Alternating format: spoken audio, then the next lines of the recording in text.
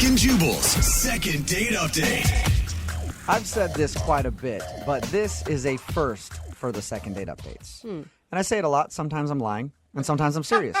And this time I am actually serious because I guarantee the guy that's on the phone to do a second date update today probably has not heard the show very much, if at all, in his life. Really? Why would he be It's contacting our us? first ever international second date update. Oh, really? That's right. The guy that wants to do a second date update doesn't even live in this country. Awesome. He's on vacation here, I guess. That's what his email said. Let's just talk to him.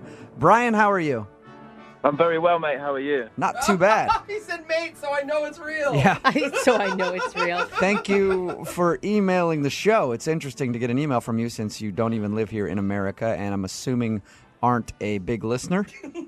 No, I've never listened before, actually. The only reason I know about it is from some friends of mine that I talk to over here. Okay. Okay, wait, can I just ask real quick? We've had a British guy on the phone before, and he turned out to be a total phony, and he was only doing the accent to get the girl. You're legit, right? Absolutely, yeah. All right, well, where were you born? I was born in a little town called Coventry.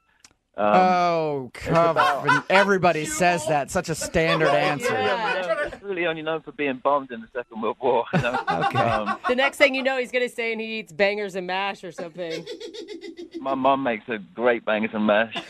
All right, so your friends recommended that you email us. Why? Well, see, I met this girl named Kelly, right? Okay. And she's fantastic. I mean, just a brilliant girl. She really is. So I met her in the park. She was walking her dog, right? I was. You know, And this is, just for clarification, this is here in America you met her? Yeah. Okay. Okay. We got to chatting, you know, because she was walking this Dalmatian, and I mean, it was a beautiful little puppy. So I had to, you know, and she's beautiful too. So I had to, you know, try and have a little conversation with her. And let's be honest, you have some major self-confidence being here in America with that accent, because you were, I'm sure, killing it with the ladies. I mean, it doesn't hurt, you know, let's put it that way. I mean, honestly, really, I'm only interested in Kelly's. I mean, she's brilliant. She's amazing. Okay. And what was so brilliant about her? I think that women in America are a lot more kind, you know, a little bit more gentle than the average Essex girl. Let's put it that way. Okay. See, and you and I are opposite. That's why I'm always so attracted to British girls. They seem cold and kind of rude. And that's what I like in a woman. Loves it. I do. I really love it. That's them in a nutshell, mate. Absolutely. Let's switch places then. So I guess it was just, you know, her kindness, and, you know, she seems really gentle and approachable. And anyway, we got to talking for about 45 minutes, and then eventually agreed to go out on a date. Right? Okay. That's awesome. So you were excited, obviously, about the date. Yeah, you know, so she picked a restaurant because I have no idea about, you know, where we were or anything. So she picked the place. I said, you know, that's no problem. And everything went really well. I mean, she looked beautiful from head to toe, you know, amazing. Wow. We had a great meal, a great conversation. It was fantastic, you know, and then we agreed to contact each other again, and I've tried and nothing. Flatline. Really? Nothing at all. Really? Okay. Can you think of any awkward moments on your date that you had with her? I mean, we both speak English, yes, obviously, but Thank we you. kind of have this, like, there's still like a little language barrier between, you know, like we call a boot of a car and, you know, the trunk and, you know, all of that stuff. Right. So I called her a classy bird. A classy that bird. doesn't sound very good. Yeah, but she really is. Like, she's really classy. I was like, oh, you know, Kelly, you are one classy bird. And she, you know, she kind of looked at me like she's a little bit confused, you know. What? And then I tried to explain that was a good thing, and then she's like, yeah, I don't really think it is. But you know, moving on. So Are she you didn't like kidding me? being called a classy bird, huh? I don't think she did. No, I think she's too classy to be called a classy bird. If you know what I mean. Yeah. See, In America, just to let you know, classy bird, you replace it with stupid dame. No. No, you don't at all. That would have won her over, man. I think that's unfair. You've called her brilliant, you've called her beautiful, you've called her classy. What more could a girl want? Those are like dream compliments. Oh, see, now, when you list them like that, maybe I was just overdoing it, you know? I don't know. Maybe, If you're Women constantly maybe I, like, just- over-complimented her or something. no way. Women here are used to nice rack. And like, that's it. Yeah, well, that's a compliment. So, all right, and let me ask you this. Are you interested in actually dating her? Because you said you're on vacation, right? Yeah, but I mean, I travel to America about 3 or 4 times a year, Okay. and I mean, she can always come and visit me. All right. Oh, Okay, so you might be interested in the long distance thing with her. But maybe that's it. Maybe she fell so hard for you that night that she doesn't want to call again because she can't see herself in a long distance relationship and she doesn't want her heart broken. I think Brooke just fell in love with you or something. Sounds like.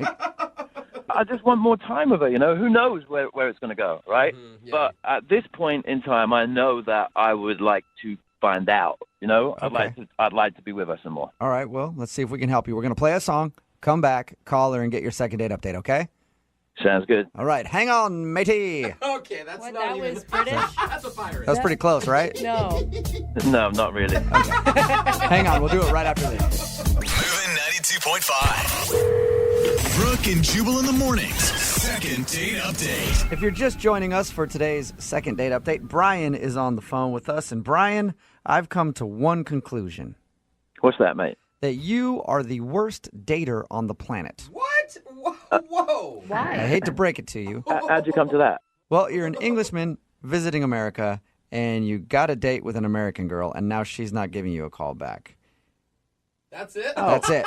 That's it. Because any English dude who goes out with an American girl, Yeah. always going to get a call back every single time. I mean, you would think so, You would. I mean, it's almost like shooting fish in a barrel. Right? Oh my gosh. That's why it's so weird to me that you're not getting a call back. Let me just refresh everybody's memory. So Brian met Kelly out at the park. They went out to go grab some dinner. He says that everything went pretty smoothly except for one moment where he called her a classy bird, and she didn't understand that that was a compliment. And now she's not calling him back. He's in town for, how long are you in town for? Another 9 days. Another 9 days. And he would like to see her again before he heads back to England. So we're going to call her and find out why she's not calling him back. And Brian, we never heard. How did the date end? I mean, it ended with a little kiss, Okay. Good. and we agreed to call each other. We agreed to see each other again. That's why I'm a little miffed. Okay. Gosh, I hate it when British men are miffed. Yeah, I am miffed. All right, I'm dialing her phone number right now. Here we go.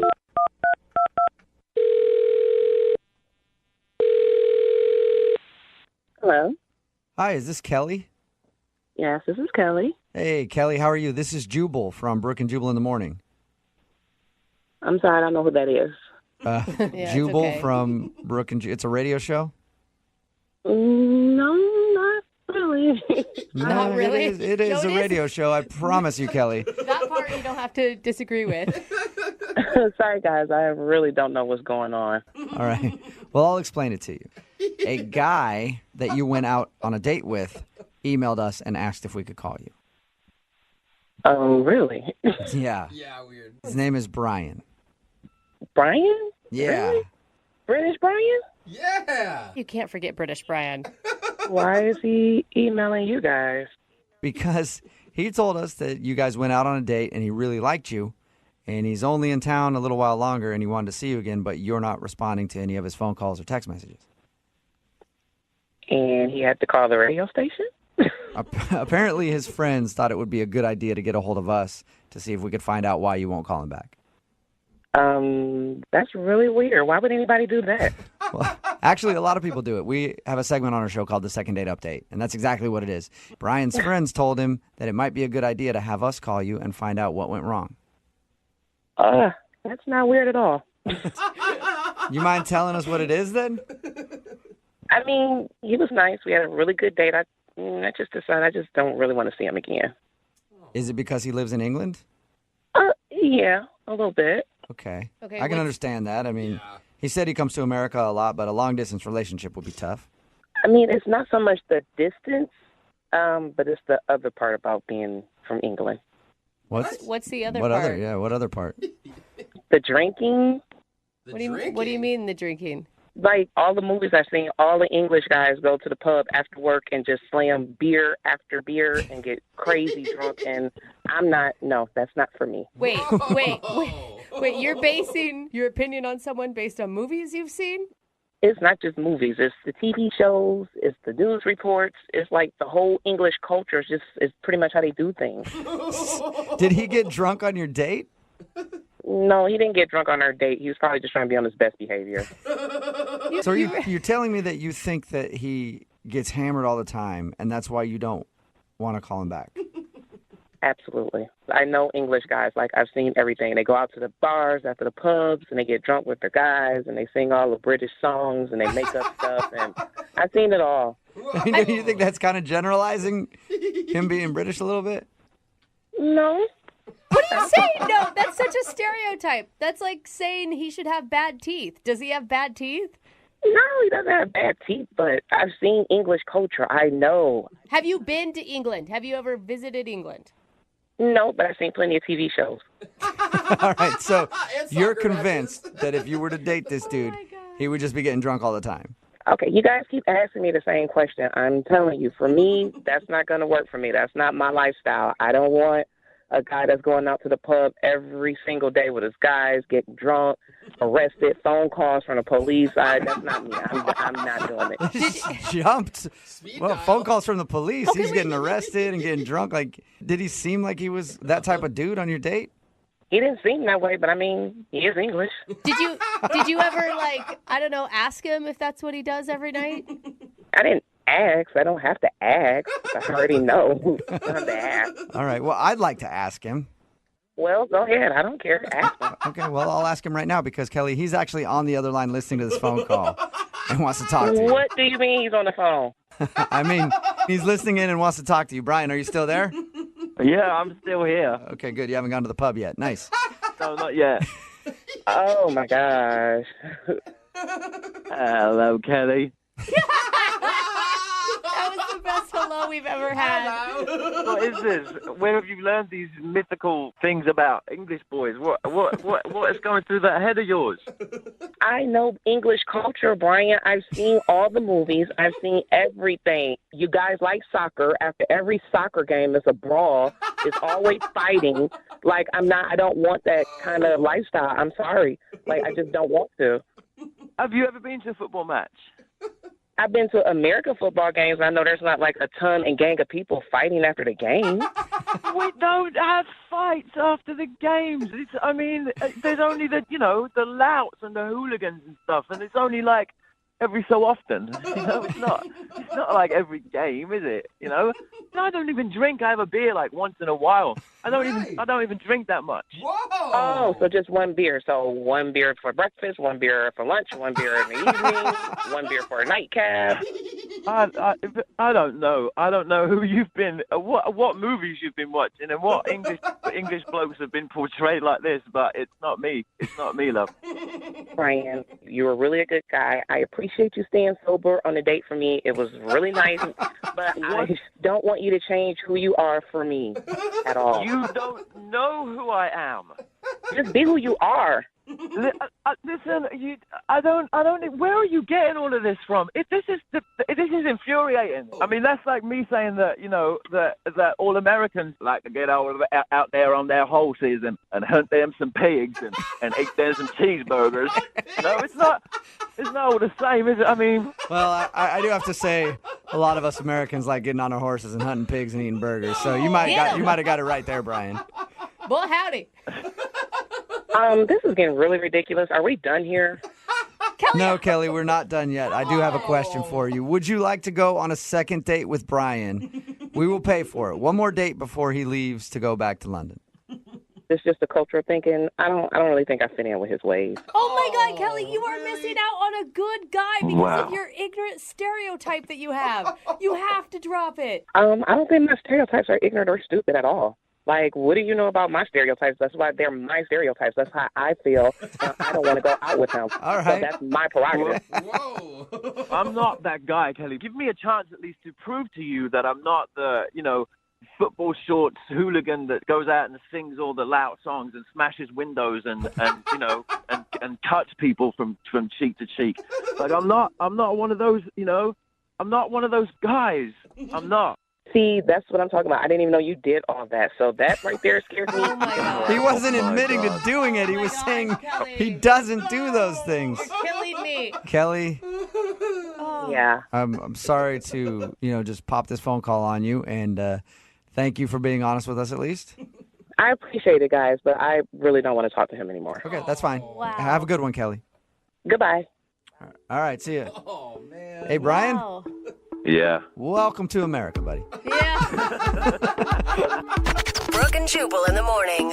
Text in at 78592 that says, I'm a redhead. I wonder if that Kelly girl thinks that I'm evil and will steal her soul. Wow, that's Talking about today's second date update, Brian wanted to call a girl named Kelly that he went out with. He's an English dude who's actually in town on vacation, and his friends recommended that he call to do a second date update. He's obviously never heard the show before. We're not huge in London.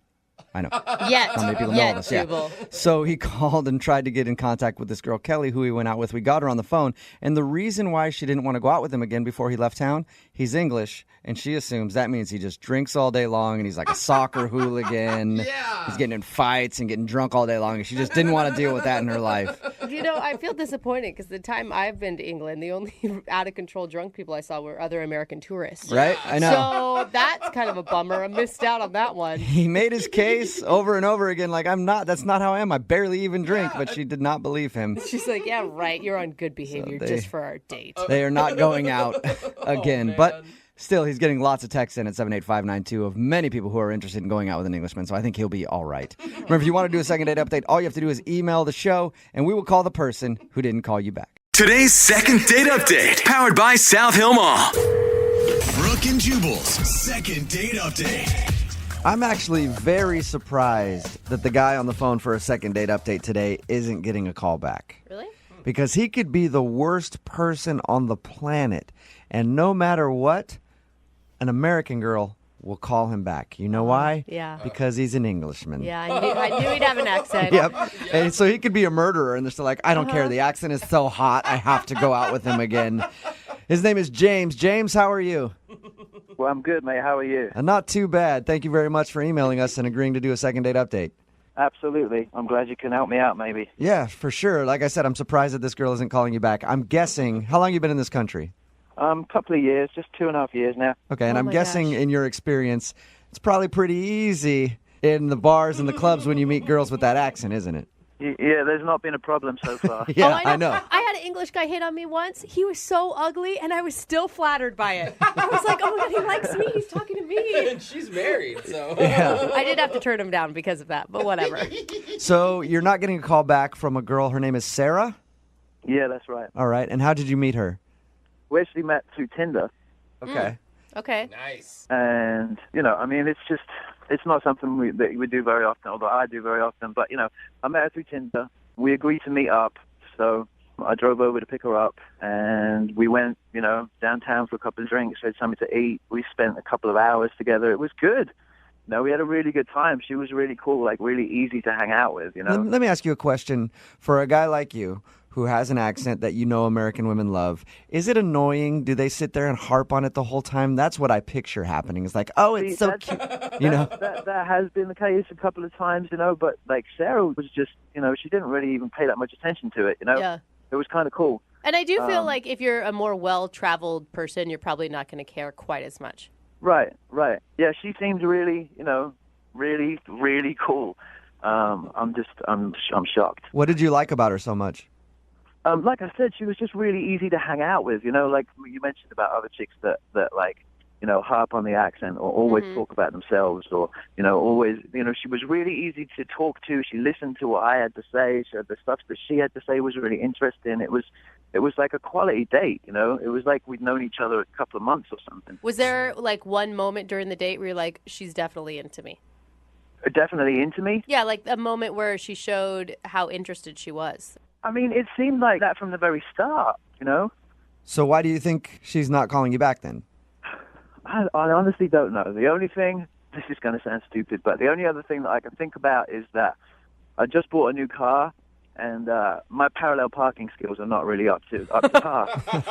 Yeah, that's... It took me like 5 or 6 times to get into the space, and then like I was freaking out about that, and then at some point she even asked me, she was like, "Do you need me to do that for you?" Do you need me to get out and help you park the car, you little Englishman? I know. I was like well embarrassed, and then I tried to explain about the other side of the road is not doing me many favors, blah blah blah. Anyway, I get out of the car and then I walk into the restaurant and I forget to open the door for her to get out. So, Okay. Oh, no. if that's something to go by, then I don't know. That might be the only problem. That is a terrible feeling when you're on a date and you're having trouble parallel parking because then you just start to get hot under the collar and you're embarrassed and you're just It like, was awful. all. And it's always in front of a crowded window of people, too. So it's not just your date watching you, but about 200 other strangers. Right. So the only thing that you can think of that might have gone bad on your date is the fact that you had trouble parallel parking and didn't open her door. Yep. That seems silly, though. That was at the beginning. How did the end of the date go? It was good. Everything was great. Really, it was really great. Full of smiles, full of happiness. There wasn't one awkward moment during the night when no one had anything to say or. Did you guys kiss? Yeah. You did? Okay. What kind of kiss, though? Like a real quick peck on the lips or a full... I mean, just a little bit more than that. It wasn't anything, hot and heavy, but, it was a good night kiss. And what was the last thing that you guys said to each other? I said, I'll be in touch. And she said, okay, that would be great. Okay. And has she responded at all to any of your text messages or phone calls? Not one. Nothing. And how many times have you tried to reach her? I've texted her like 3 or 4 times and called her twice. And did Okay. you tell her, like, oh, that kiss made my heart skip a beat or anything like that? No, I didn't say anything like that. I mean, I met the girl on Tinder, Yeah. Not exactly going to be like, I think you're the love of my life from that kiss. Right. All right. Well, we'll play a song, come back, call her, and get your second date update, okay? Okay, sounds good. Okay, hang on. Cheers, mate. Moving 92.5. Brooke and Jubal in the mornings. Second date update. Hello, love. And welcome back to today's royal edition of the Second Date Update. I'd be your host, Jubal Flagg, and today we're talking to Sir James of Update. He went out with a lovely young lass he met on Tinder. Took her out for drinks, hoping that later he'd be able to show her his throbbery. Wow. But he was unsuccessful in getting the knickers on the floor back at his flat. So that's what So they now call it. he is on the phone wondering what went wrong. And James, I never asked you, what is your occupation? I would assume chimney sweep? I never... Oh, yeah. Thanks for that. Yeah. I work for Mary Poppins, and I've got a smoking car called Chitty Chitty Bang Bang, too. James is on the phone. James is English, yes, so of course I have to mess with him a little bit because it's weird to us Americans when we hear an accent. Ooh. Yeah. But he did go out with a girl named Sarah, and Sarah isn't calling him back, which is weird to me because I would think any guy with an English accent or Australian accent in America Or just accent. kills it. Yeah, accent and Vietnamese accent, whatever. whatever. Any sort of accent usually does very well with the American women. But she's not calling him back. He thinks the reason that he's not getting a call back is because he had trouble parallel parking. Well. So much to the point where she was like, hey, do you want me to do it for you? And then he didn't open her door. But that's the only thing you can think of. Other than that, they had a great time. We're about to call her and find out if, in fact, he did something wrong on the date. James, you ready to go? I am. Can I ask you one question, James? You don't fall into the stereotype of bad British teeth, do you? No, that's a myth. The whole thing is a I don't know. myth. Like, we don't all walk around like Austin Powers, I went to London before, and I wouldn't call it a myth, but I'm glad that you're not there. No, absolutely not. All right, well, I'm going to dial her phone number right now and get your second date update, okay? Okay, sounds good. All right, here we go.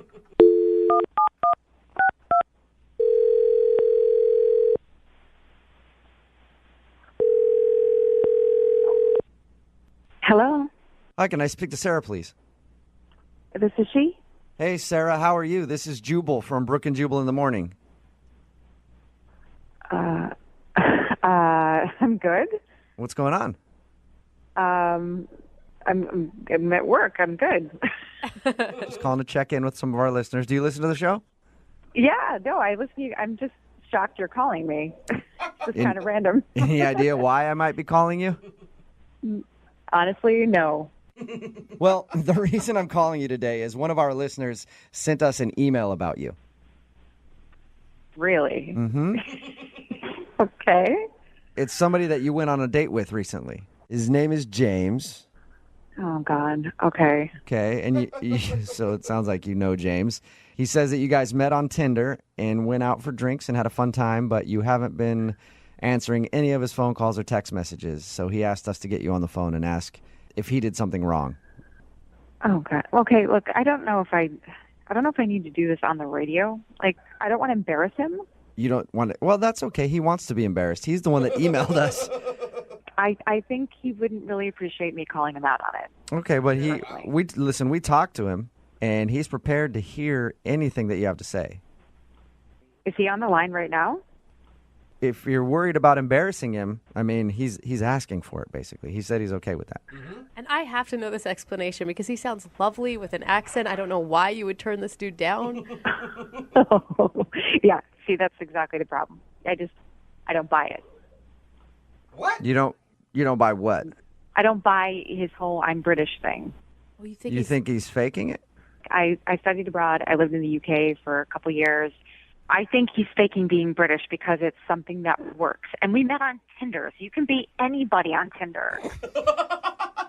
It's true, though. Why do you think you think the whole accent thing, everything is just a lie? Absolutely. Whoa. Was there like a hint when he was talking that you're like, oh, gotcha?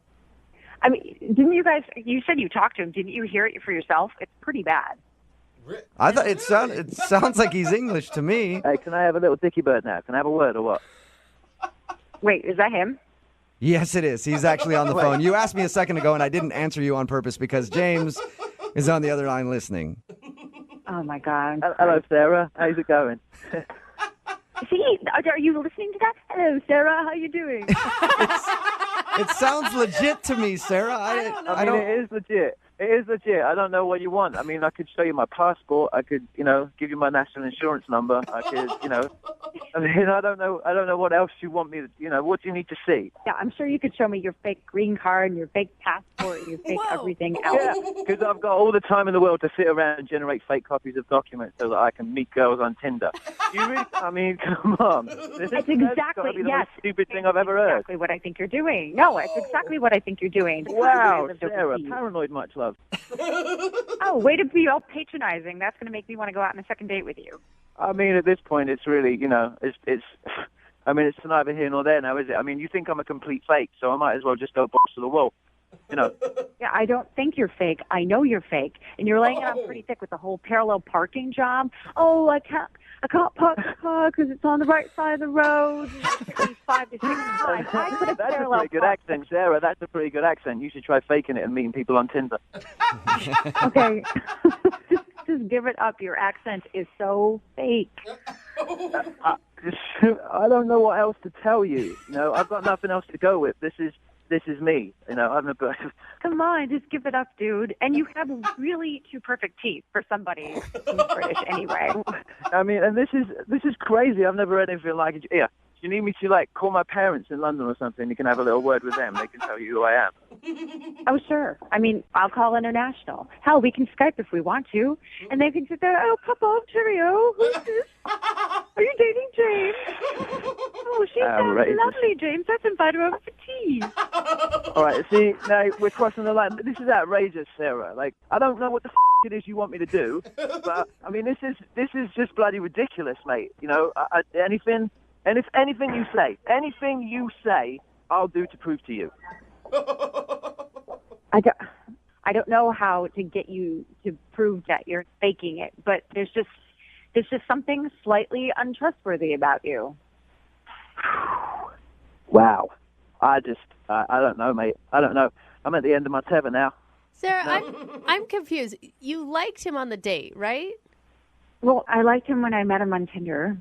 Until then we met in person and he started faking the British accent. I don't get this. Why would I fake a British accent? You've already said that I'm a pretty good-looking guy and I've got perfect teeth and I've got, everything else. So I wouldn't really have a problem getting dates, would I? I mean, the accent... That's just it. You're attractive enough on your own. I don't feel like you have to lay it on that thick. You do have nice teeth and you are attractive, which is why you don't need to fake the accent because you have some other stuff going for you already. What are you talking about, Sarah? Are you a dialect coach now or something? I'm English. I'm from London. Crystal Palace. SW16. What else do you need to know?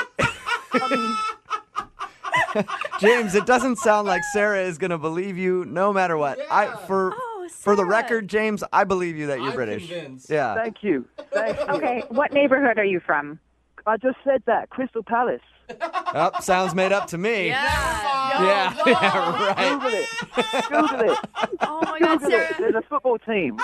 I lived right on Church Road, right opposite the football stadium. It would be called Church Road, wouldn't it? Oh, yeah. Right. Okay. Sure. Okay. Yeah. Hey, Sarah, I would love to ask you if he'll go out on a second date with James. I don't think he can drop the accent because I have a feeling that it's real. Just Are you willing to go out with him again? Sarah, do it. Don't sabotage this. Yeah. Nope. What? I can't. No, I can't. I'm not going to waste my time with somebody who wants to be a charlatan and lying to my face. And I don't need that. I don't know how he's convinced you guys, but he certainly hasn't convinced me. And I wasn't born yesterday. I'm not going to waste my time. Oh my gosh, I can't believe you're doing You this. are having a laugh. Sorry, James. Unbelievable. No second date for you, man. I don't know what to say, Sarah. I don't know what to say. You know, you missed out, love. You missed out. That's all right, James. I'm sure there are plenty other girls on Tinder that be happy to drop the knickers for you anytime. Wow. This girl. Wow. Well, thanks a lot for your time, both of you. We appreciate it. Sarah, Yeah. better luck on Tinder and finding like a real American guy who's not faking it like James is. I'm not faking this thing. Oh, Listen what to a- me. Hey, listen up, right? Listen. I'll send you, just for shits and giggles, I'll send you everything. My passport, my green card. I'll send you everything, just so that you know. You know? I mean, I'll show you the tattoo of the Union Jack on the end of my if you want. I hope you actually have that. That would be amazing. Brooke and Jubal in the morning. Brooke and Jubal's second date update. Bad friends will just tell you what you want to hear. Good friends true. will be truthful with you. Yeah. Which is why I don't have any good friends, because I don't want to know the truth about myself. Okay. And Mark, who is on the phone for a second date update today, apparently has some good friends who are very truthful with him about his dating life. And he says that helped him. Apparently, he tried to change something in his dating life recently, and he went out with a woman, and now he's not getting a call back from her. What's up, Mark? How are you? How's it going? Pretty good. So what did your friends tell you? Well, you know, I've been single for a while. I haven't really had like a serious girlfriend. And, you know, they told me I tend to kind of talk about myself a little too much and dominate the conversation. Uh-huh. I feel that already. Right. Well, thanks. Yeah, stop talking about yourself. I know we're asking you questions about yourself, but whatever. Yeah, I'm still too self-centered, even on this show. Right. What did they say to do to fix it? Well, they thought that if I made a little brochure, I could hand the girl when I meet her, and then she could kind of read it with some bullet points about me that maybe that would take the pressure off. Were they serious about that? That's kind of funny. They were. So, you know, my name's Mark, so I made it, it's called Mark in a Minute. And I have this just quick Mark in a Minute brochure that just like, it's just a quick little thing, you know, catches you up on me. You know, it's like a picture, measurements. Okay. Measurements even. So That's it's like a awesome. dating profile within a brochure. Is there... Like a travel dating brochure. Yeah. I mean, it worked for that dude on Tinder who had like a PowerPoint profile, and that's women were going right. crazy for him. So you take a brochure with you when you go on dates now. Right. So, you know, and, you know, it talks about, like, my hobbies and things that, you know, broken down seasonally, you know, the different things I like to do. Isn't that awkward, though, just sitting there while she reads it and you're just staring at her while she reads about you? Like, Exactly. You would think that. But when we met up, you know, I went to get a couple drinks. So I handed her the brochure. And so she could kind of read it while I was getting drinks. Oh, that's nice. So you're not sitting across the table while she reads the brochure of Mark. Yeah. Right. No, we're using our time wisely here, you know. wait, Nice. what was her reaction when you handed her a brochure, oh, Mark? I think she found it very helpful. She didn't seem weirded out at all. She liked it. And then, you know, we were able to focus more on her as we were talking and stuff, because that kind of, I really did feel like it relieved the pressure. I think more people should do that on dates. Wow. You could have given her a brochure. She could have given you a brochure.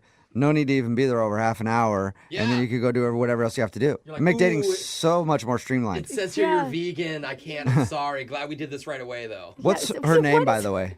Her name's Elizabeth. Okay, can I just step in and say I think this is a horrible idea, and apparently I'm the only one? Really? Yes, I think it's cheesy. Like, why wouldn't you, if you talk too much about yourself, your friend should have just told you, hey, Mark, shut up and ask some questions about the person you're out with. Well, you know, that's easier said than done. Like, I've tried doing that, but I have trouble holding back. Like, you know, I want to talk about what's up in my life. So, Okay, so you just can't hold back from talking about yourself. Okay. And how did the date go other than your brochure? Was it good? well, I thought it went really well. You know, we were hitting it off, and she was laughing at my jokes, and she was talking about her life. But then she had to meet up with a friend, so it didn't, it kind of got cut short a little bit. Did you believe that, Mark? Did you believe that she really needed I to meet did, up? and she took the brochure with her, I will say. Yeah, because I'm telling you, she's going to show that to all her friends because that is ridiculous. No, or maybe she wants to make one up and she's just going to copy my work. I don't think so, Mark. I just don't. Huh. No, honestly, I think she took it because she was interested. And, she wanted to kind of look over it more when she got home. And, it has all my contact info in there, too. So I think that she was interested. Okay, but you haven't heard from her. No, I haven't. But, that's why I kind of need you guys to help out. And have you called her? I've texted her, and I haven't gotten any response. Okay. And what's your theory why she's not calling you back? Well, at one point, she did kind of use my brochure as a coaster, so maybe some of my info got kind of smudged. Okay, but she has your number because you texted her, so there goes that theory. Oh, Mark. Right, okay. Yeah, all right. Just trying to figure it out for you, Mark. It could just be that you're still not a very good listener and that you made the date too much about you. I mean, when you come with a brochure of yourself, it's not really making it less about you. I'm sorry, what were you saying? No, I'm serious. I am a good listener, I swear. I am. Okay. But the brochure really did make me, it made it easier for me to listen, and I know it was the right move. Okay. I was able to just get it out of the open right away, and then she was able to talk about herself. It was perfect. All right. Well, we'll see if she felt the same. We'll play a song, and then we'll come back and call her and get your second date update, all right? Okay, thank you. Yeah, man, hang on. Moving 92.5. Brooke and Jubal in the mornings. Second date update. Right in the middle of a second date update, and Mark is on the phone today. He wants us to call a girl named Elizabeth. Apparently, they met on an app, and they went out to a bar, and Mark actually presented her with a brochure about himself because his friends told him that they think he's not successful at dating because he talks about himself too much. The interesting thing is, we talked to Mark about his date, and I just realized we didn't really learn very much about her. We mostly learned about Mark. In that first segment. We know nothing about her. Yeah, Mark, That's true. give us one thing about Elizabeth. What's her hair color?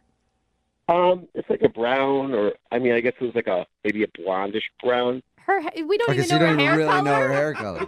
I guess kind of a dirty blonde kind. Okay. Okay. That Oh, is that's not. everybody. You're Well- not committing to a color even. Can't wait to get her on the phone and find out what went wrong in your date. And we never asked you. Did you actually explain why you gave her the brochure? No, I felt like that would have been a little awkward, so I didn't bring that up. I honestly think that probably would have been the better decision to be like, Yeah. I gave you that brochure because people said I talk about myself too much, so I figured I'd get everything out of the way right now instead of just having her wonder why you brought a brochure along. Maybe that should be on the front of the brochure. Yeah, you can just add that in there so that they know What? why you're giving it to them. There you go. Why'd you talking at all on a date? Anyway, I'm going to dial her phone number right now. Here we go.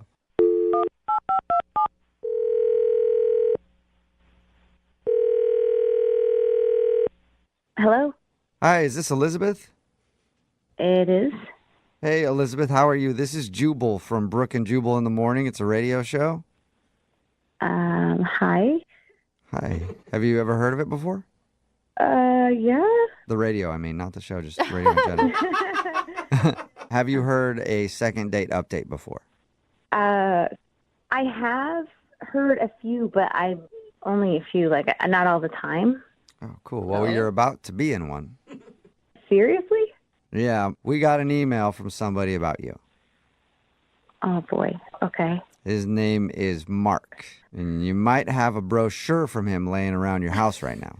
Oh boy. Yeah, I do. Oh my God. That is the weirdest thing. I mean, I meet a lot of people on dating apps, and some people are just special. Okay. And different, and so, yeah. Yeah, we talked to Mark, and he said that he's really upset that you're not calling him back. He did tell us how he showed up to your date with a brochure that was all about him.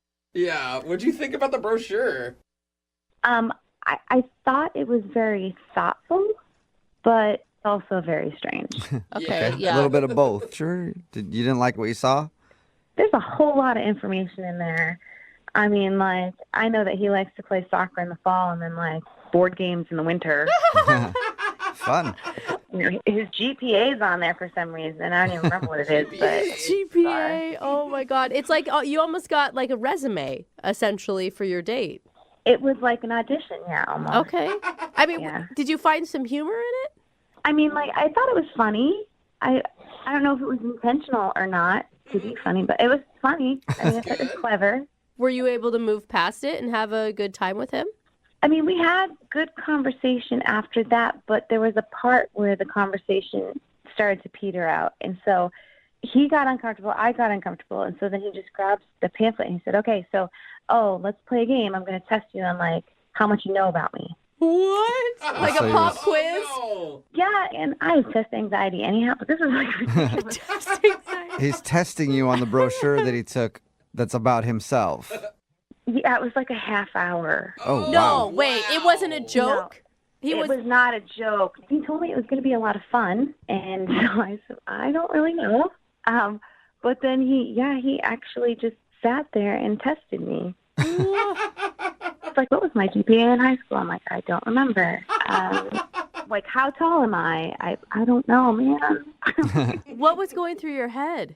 It's a lot of pressure. Like, I think he expected me just to absorb everything about him, and I didn't. And then the conversation became like all about him, really, because he's asking me all these questions about himself. That's funny because there is a specific reason that he does that brochure thing. Yeah. Why does he do it? Well, I don't want to tell you. I'll just let him tell you because he's actually on the other line listening and wants to talk to you. Oh, right. Yeah. Mm-hmm. Yeah. Hey, Elizabeth, Hi, how you Scott. doing? Hi. So you didn't like the brochure. That's what I'm getting out of this. No. That's... I'm sorry, Mark. I didn't know that you were going to be on the phone, so this is kind of like awkward for me right now. Right. I mean, I don't know what to tell you. Like, I made this brochure because my friends told me I just kind of talk about myself too much, and I just wanted the focus to be on you, you know? Okay. I hope but you when you understand. grab the pamphlet and test me on it, that's not Well, getting to know me. what? Yeah.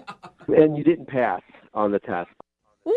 I mean, And that, I am totally, who would? but but that's okay. I mean, you probably had time to review it now, though, right? I mean, Mark, are you even listening to what she's saying? You didn't even hear her.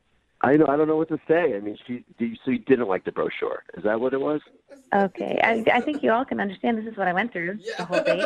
Again, you said you made the brochure so that you could listen more to her, but you're not listening to her. You're not asking her any questions about how she feels. No, that's totally not true. Like, I asked her how she felt about the brochure, and I mean, I even asked her if she thought I changed the cover of it Okay. at one point. But you're still talking about you, sort of, Mark, when you're talking about your brochure.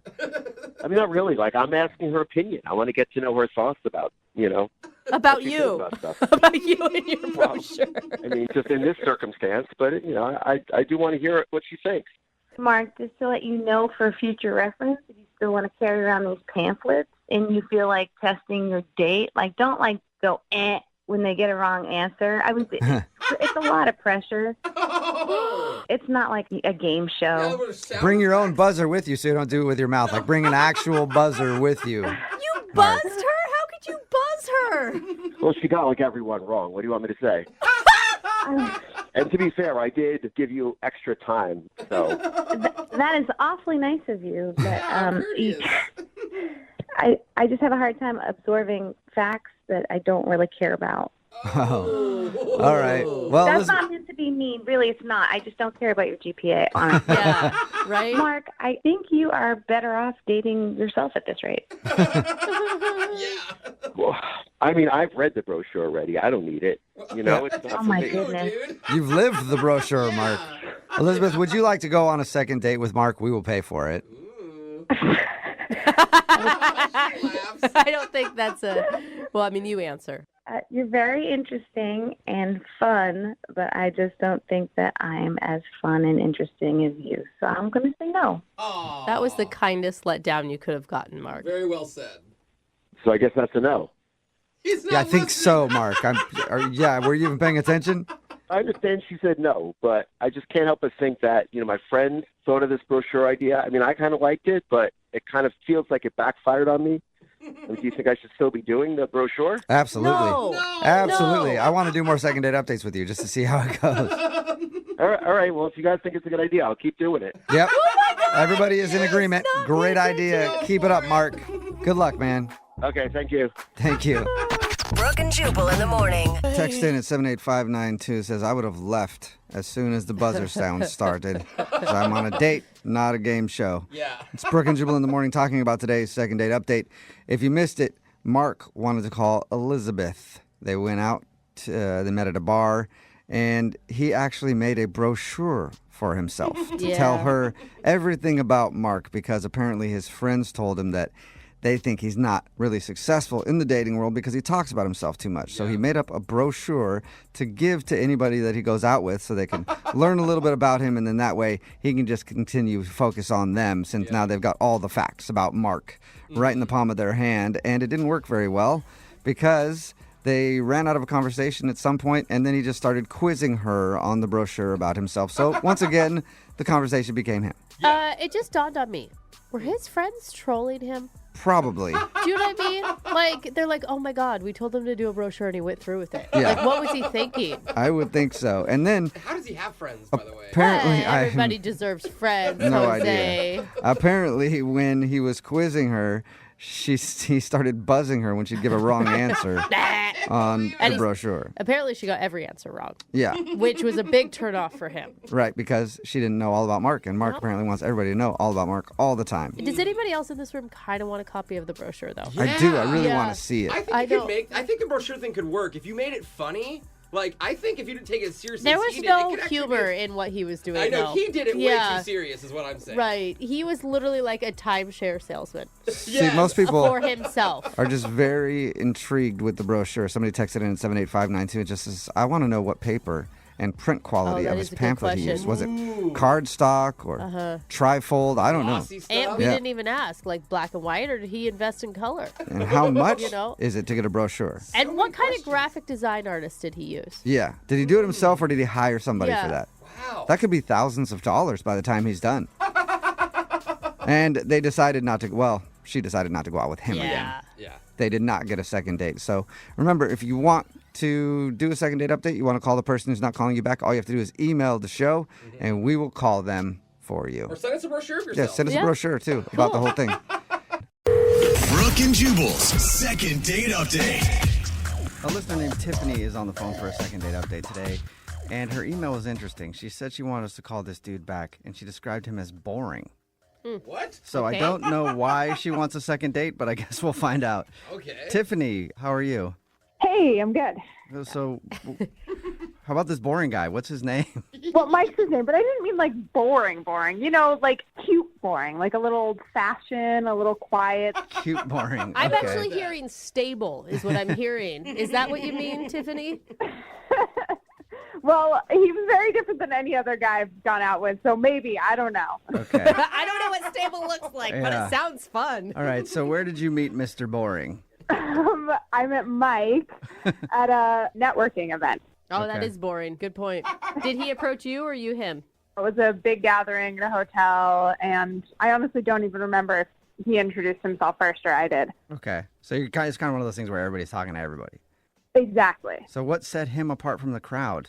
The fact that he was more boring than everybody else? Right. Like what made you notice him? Well, I mean, he's good looking, but he also just had like a different vibe, like confident, kind of focused on his career, you know, not like other guys that I've dated, you know, who are just like, for lack of a better word, gamer boys, you know? Right. Oh, Okay. Right. So he sounds sexy, if you ask me. Yeah, I mean, I definitely thought he's good looking. I mean, obviously I was interested. We exchanged numbers. And did he know that it was, I mean, since you're at a networking event, like it may have gotten lost in translation that you liked him in a different way. Well, I mean, we texted and called a bit before the date, and like there was some pretty obvious flirting going on. Okay. So you think that he realized that you weren't trying to get together to talk about real estate or something? Yeah, I mean, unless he's very sick. Okay. So what'd you guys do when you actually went out? Well, we met at a park. That's Okay. random. Boring. Wow. For sure. Why a park? He actually had lunch reservations that he had made, but I didn't know about that. And I had just been to brunch with my friends, you know, having some mimosas. Oh. So we ended up walking around instead because I had just eaten. Oh, okay. That's kind of a letdown, honestly, if I'm him and I'm like, I plan for lunch and then you show up, you're like, I already ate. Let's do something else. Well, you know, he didn't tell me, and he was actually really cool about it. He just like grabbed something in a coffee shop. We walked around. It was really nice, actually. You know, we like went into an art studio, some little boutiques, and this super cute old bookstore. That sounds fun. Yeah. Still sounds boring. Though. Yeah, it sounds super boring to me. I'm sorry. I mean, it was a little boring, but it was like him boring. You know, it's like the old bookstore. It was like him. You know, it's cute. You know, it's quaint. Smells like leather. Old people. Yeah. I love it. Did you guys I like have your like what was description. a big moment where you connected? Well, we have a lot in common. We joked and stuff, and I'm a little embarrassed to tell you this, but I did actually try to kiss him at the bookstore, and he said no. Oh no! But he said it was because like other people were watching, and he felt awkward about people watching him. Whoa! But Okay, still so he- saying no. Yeah. Is, yikes. He turned know. down your kiss. I don't know. I think that's kind of understandable. Like, it's broad daylight. You're sober in a bookstore. Come like, on. I'm not making out with people in that situation either. Well, he was sober. I was mostly sober. Oh, yeah, that's okay, right. so you were kind of drunk. So maybe that was it. Maybe the kiss you were going in for wasn't like a normal peck on the lips. You were like kind of drunk and like, let's get down right here in the bookstore. I don't know. I thought I had it pretty well under control, but I could be wrong. Okay. So did you guys end up kissing later on?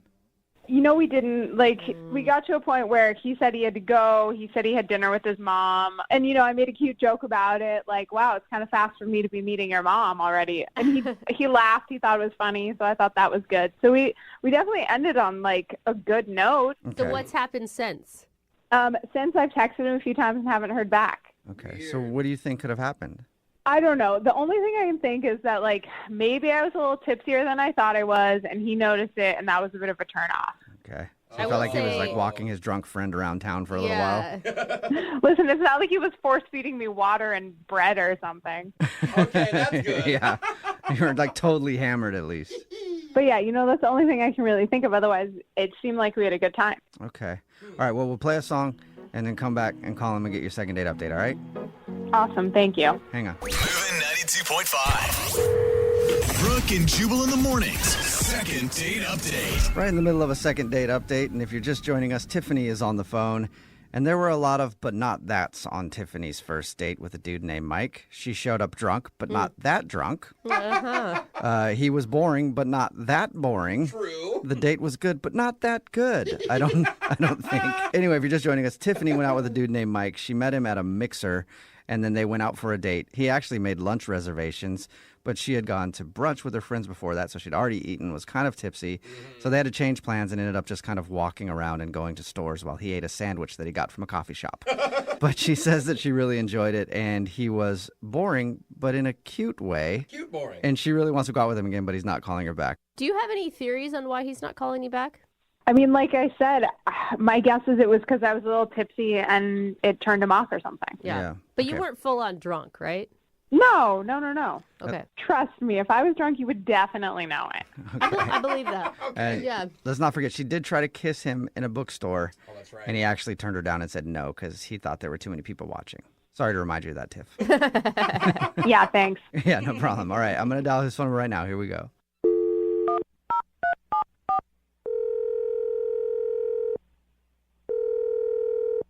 Hello, Hi, may I speak to Mike, please? this is he.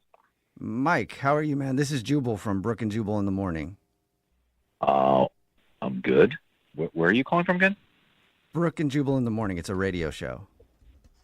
Okay. Have you ever heard of it? Don't kill me, but no. Okay. Sorry. Also, before we get into this, I would like to compliment you on your deep voice, sir. I was thinking Very nice that. voice. Thank you very much. Yeah, We're no in a problem. voice industry. Yeah. It's very satisfactory, though. Like, Yeah. satisfying is what I mean. It's very There you go. satisfying. Okay.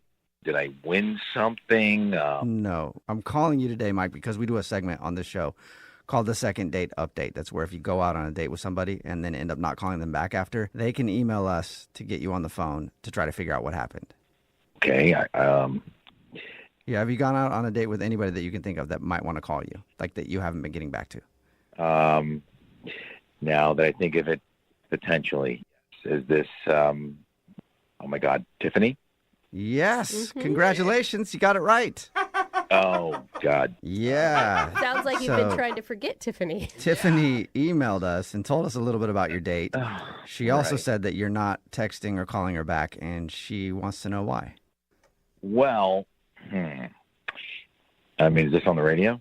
It will be, yeah. Why? Are you going to say something inappropriate or mean? Like, it sounds like your date was pretty tame. Yeah, no, it was tame. I mean, the whole thing was kind of weird in that I didn't realize it at first when I had met her, but there's like a big age difference. What's the age difference? Well, when I had first met her, I thought she was older. Okay. I mean, she looks like she's in her mid-30s, actually, but... What? Hello? Yeah, so keep going.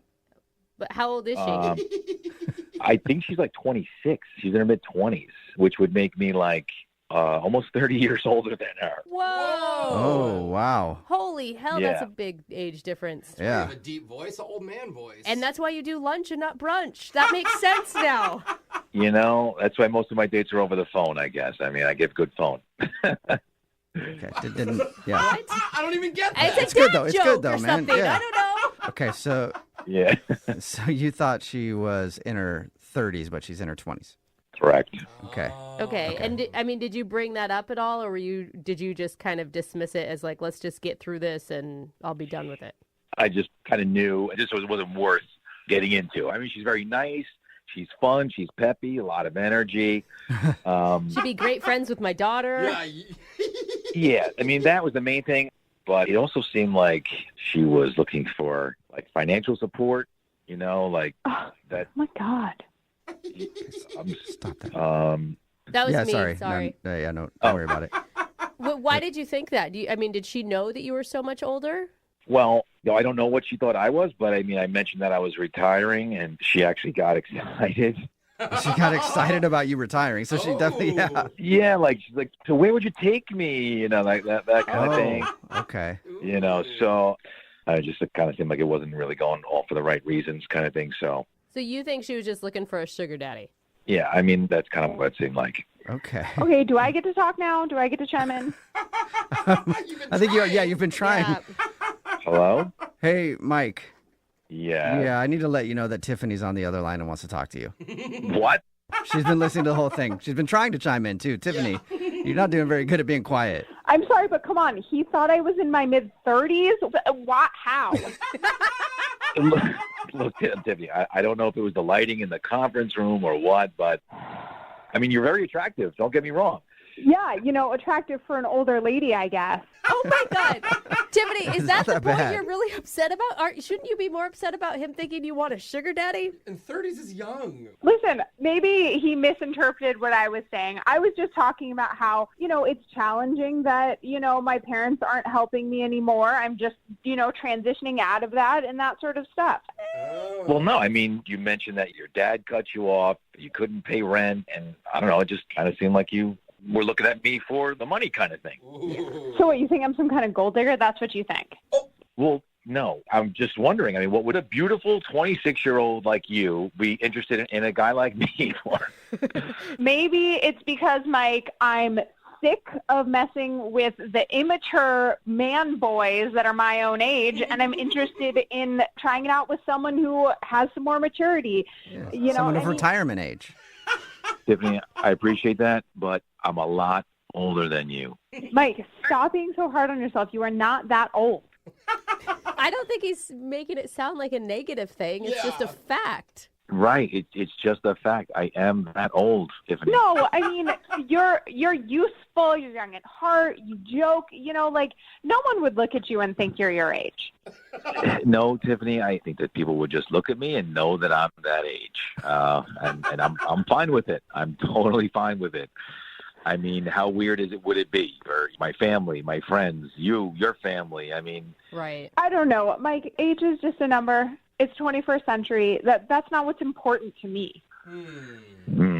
Well, I've accepted my age, and I think that you might have to do. Well, you know what? You shouldn't. Like, you're young. It's not like you have one foot in the grave, Mike. Why are you talking like You this? shouldn't accept your age. Don't accept your age, Mike. I mean, I used to think that way as well. I mean, I don't anymore. I don't have to anymore. I'm fine with where I am. But, you kept mentioning money and vacations and paying for stuff, and I'm not supposed to have to pay your rent, you know? That's just like normal boyfriend stuff. No, it's not. I don't think paying your rent is normal boyfriend stuff. Tiffany, that's normal life stuff that you do for yourself. I mean, my last boyfriend helped me with the rent. How much older was he? Like, at my age, like 2 years older. Oh, okay. Let me ask you a question. What if I couldn't afford to pay the rent for you? I mean, let's just suppose, you know. What do you mean? Like, that's not the situation. What if I made $40,000 a year and I couldn't pay for your rent? What would I mean? But you don't make $40,000 a year. That's not the point. I'm saying, would you still like me if I wasn't able to do that? Really? Listen, that's not the situation. So, like, I don't know why we're talking in hypotheticals. Oh my Yeah. God, Oh my Tiffany. Guys, this has been fun. All right, well, hold up. Don't go just yet, man. Give me 1 second. Give me 1 second, Mike. Would you like to go out on a second date with Tiffany? We'll pay for it. Listen, best of luck. I wish you the best. You're a great girl, but I'm gonna decline. Well, Mike, you know, I thought that, you know, you were a more open person than that. I thought that, you know, I gave you the benefit of the doubt, being a little boring and whatnot. I thought, you know, just in time, maybe you'd open up. It's a generational thing. It's a generational thing, being boring. And that's just really disappointing. So I guess I read you wrong. I understand.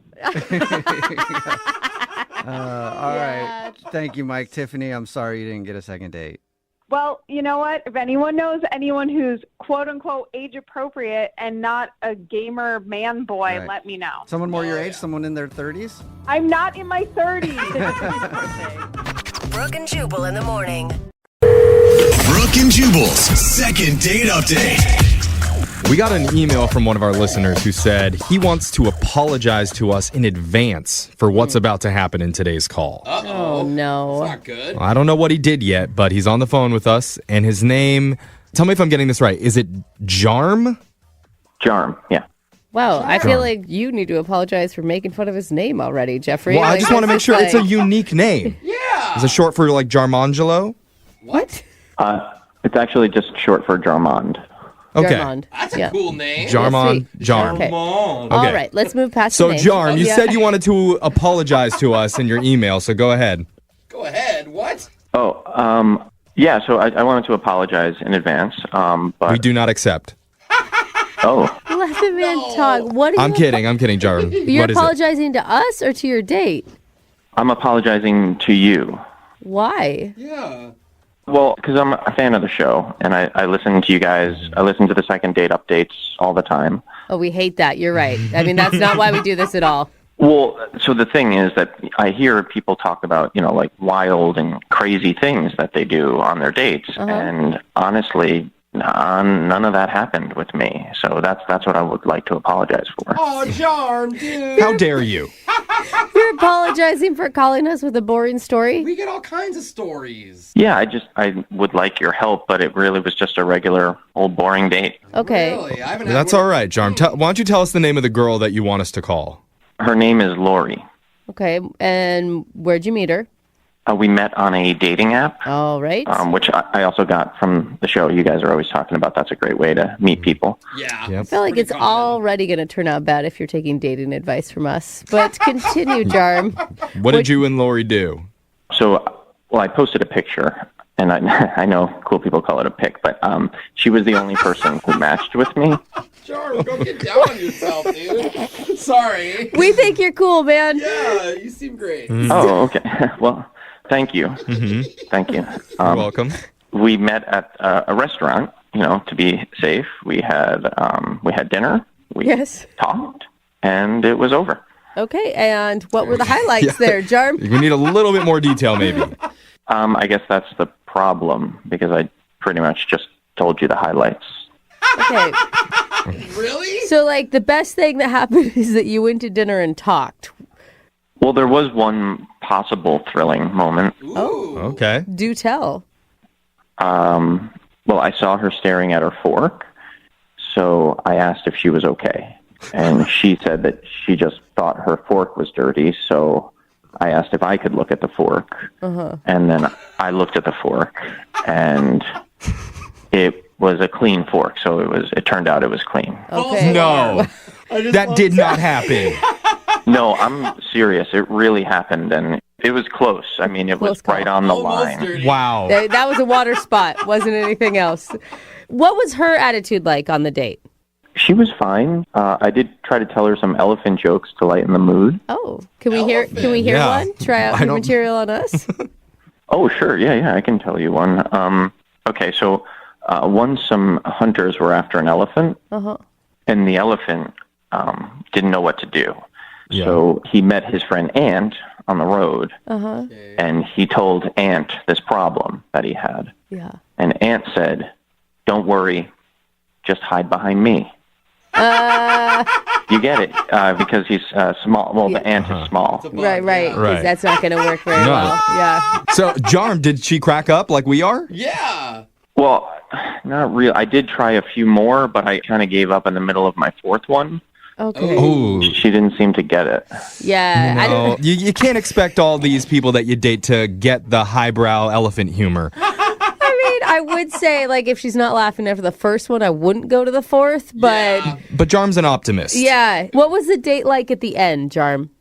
We just said goodnight. We shook hands, and that was it. Oh, no. Shook hands. Are you going to be upset if that's the problem, Jarm, if she was just too bored on the date?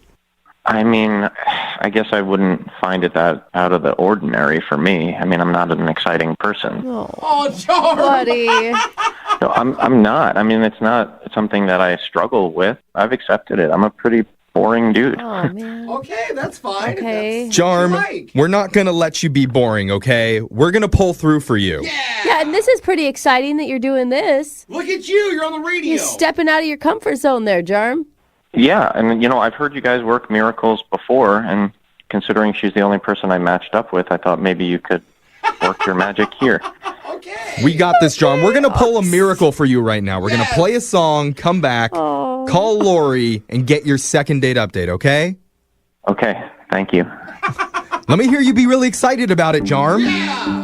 I am. I am very excited. All right, well, we'll play a song and do it after this. Hold on. Moving 92.5. Brooke and Jubal in the mornings. Second date update. When he goes on a hot date, he's home and in bed by 8 p.m. Oh, yes, he is. Tell me more. His go-to romantic move is to comment on the cleanliness of your silverware. Ooh. When he tells an elephant joke, he tells 4 of them all in a row. He's the least boring man in the world. Yes. And his name is Jarm. Jarm. Jarm, are you there? Yes, I'm here. Okay. There he is. There's that intro for you, Jarm. Jarm went out with a girl named Lori, and he's worried he may have been a little bit too boring on his date. But Jarm, I don't believe you're boring. I think there's something in your life that you're passionate about. We just don't know it yet. Oh, when I was 14, I had a stamp collection. Oh. Ooh. I also had a stamp collection, Jarm. We also had a sick cat that peed on the stamp collection. Oh. So Ooh, bad Yeah. memories. Okay. You are interesting, Jarm. I love you. And we never asked you this. Have you actually tried reaching out to Lori yet, or is this the first time? I have. She hasn't responded. Okay. And what did you like about her? Well, I like that we matched. Okay. On the app? All right. That the app matched you. You're the only one that... Oh, all Well, right. they both find each other attractive. That's a good start. They sound perfect to me. Yeah. Well, technically, she never said that she thought I was attractive, but I can verify that I think she is. All right. Verified. All right, confirmed. All right, Jarm. I feel like we're gonna get the female version of you on the phone here in about 30 seconds. So much. Let's find out, okay? We're going to call Lori for you right now. Are you ready? I am ready. Are you amped up? My palms are a little sweaty, but please, yeah, help me. Okay. All right. Call the number. All right, I'm going to dial the number right now. Here we go.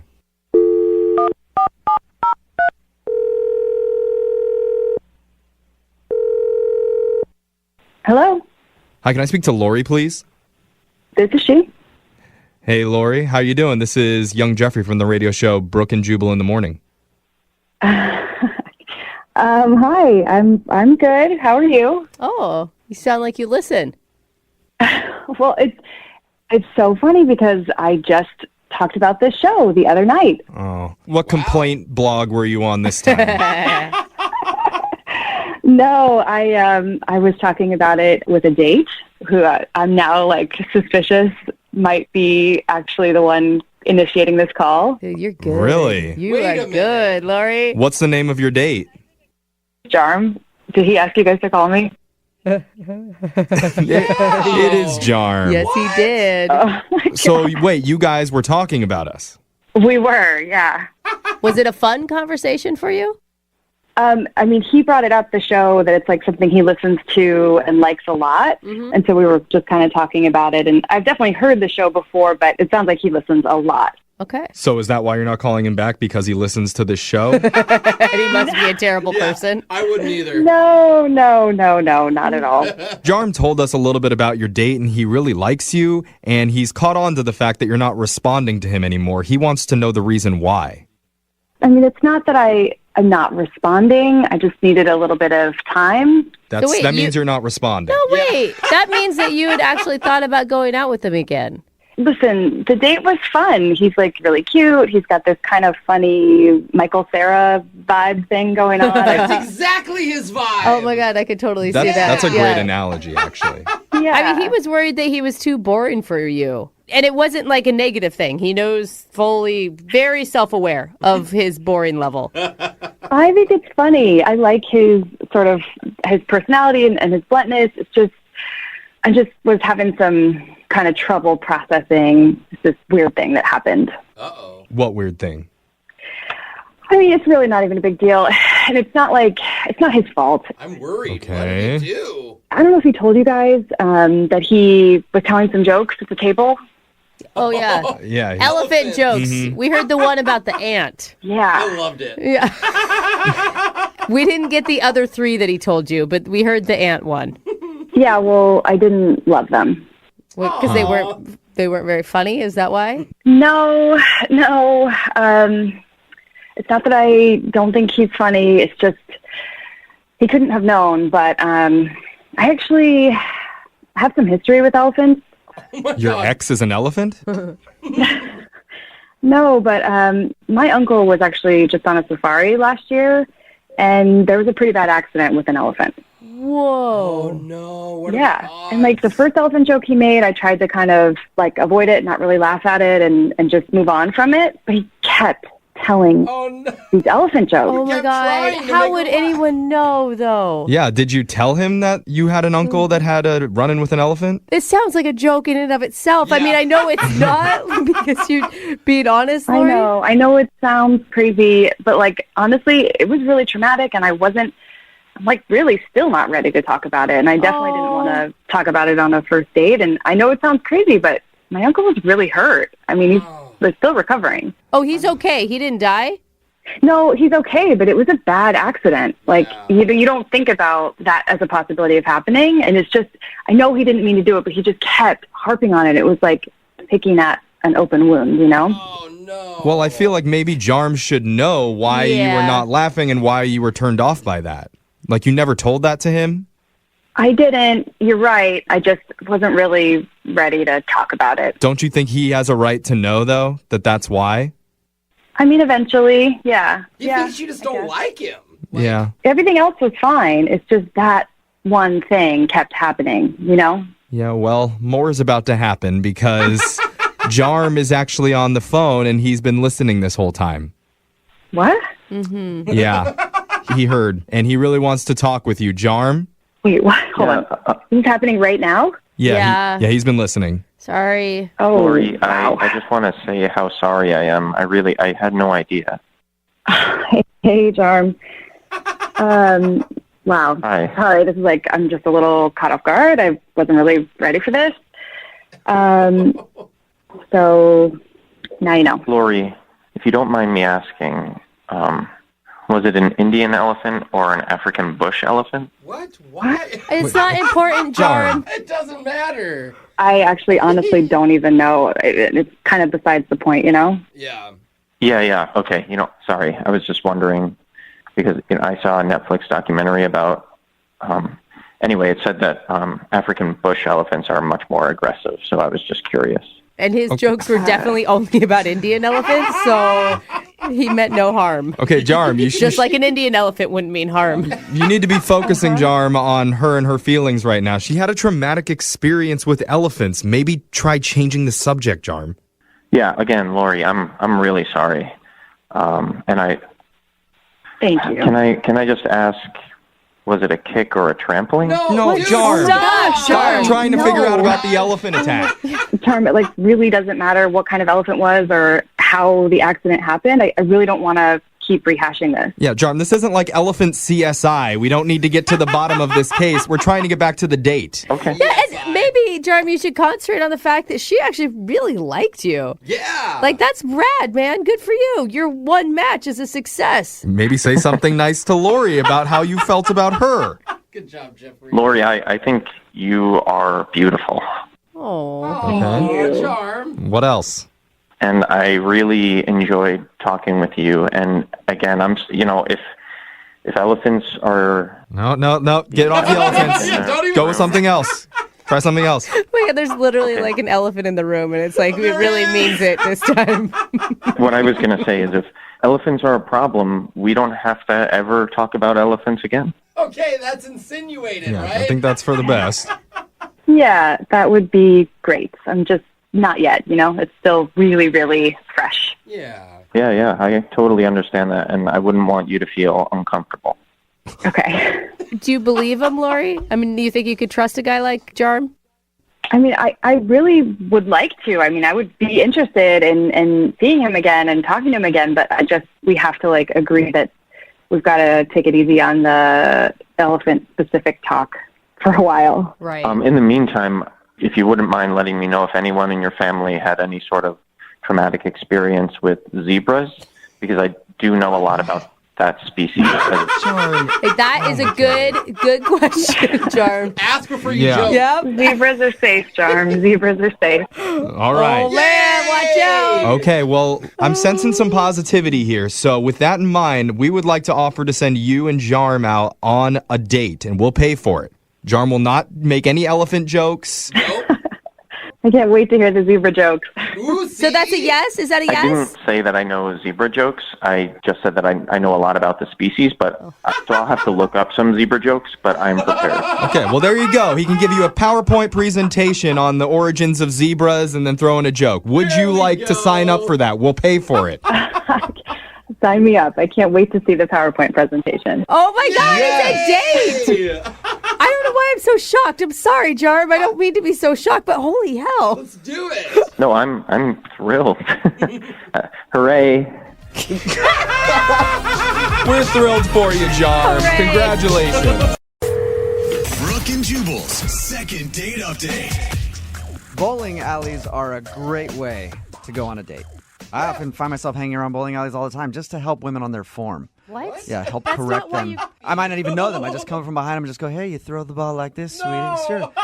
Sometimes you get slapped, but sometimes you get a phone number. Oh my God, I'd put a bowling ball in your face if I was there. Yeah, and that's exactly what I'm looking for. And Melissa, who's on the phone right now, went to a bowling alley on her first date, but now she's not getting a call back. Melissa, what's up? Hi. Hi. Guys. How are you? Did you actually know this guy before you went to the bowling alley, or did he just show up there and do my special trick to meet you? Oh no, he didn't do your special trick. okay. I didn't know him. I actually met him through some friends. Okay, so was the bowling alley the first time you actually laid eyes on each other? Yes, it was. We texted a couple times about where we were going to meet and stuff, but that was the first time we saw each other. Okay. And what's his name? Jay. Jay. All right. And tell us a little bit about the date. Why do you think you're not getting a call back? I honestly don't know, guys. The date was kind of great, or so I thought. Right. We got there. It was a really cool place. It was bowling and beers. It was a good time.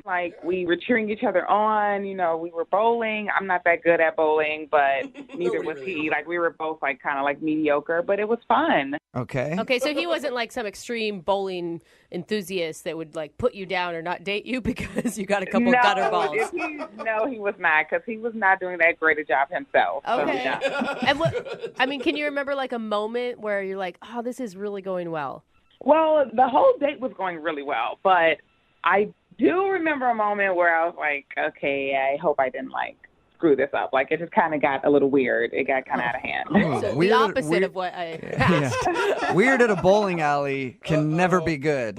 So we were bowling around, you know, we took a little break and we started talking. We were talking about placing some bets on the game, you know, and just like bets like, Okay. oh, I bet $1 you can't hit a strike, or like I bet $5 you can't chug this beer in like less than a minute. Stupid stuff like that. Okay. Yeah, it sounds fun, playful. I'm playful, and I'm always down for a bet. Like I don't back down. Okay. So he bet me to, to lick the inside of one of the bowling shoes. What? Oh my God. Yeah. What, are you in like 5th grade? I know. At first I was like, what the hell? Like, should I do this? I want to seem down, you know? So I was like, I kind of have to.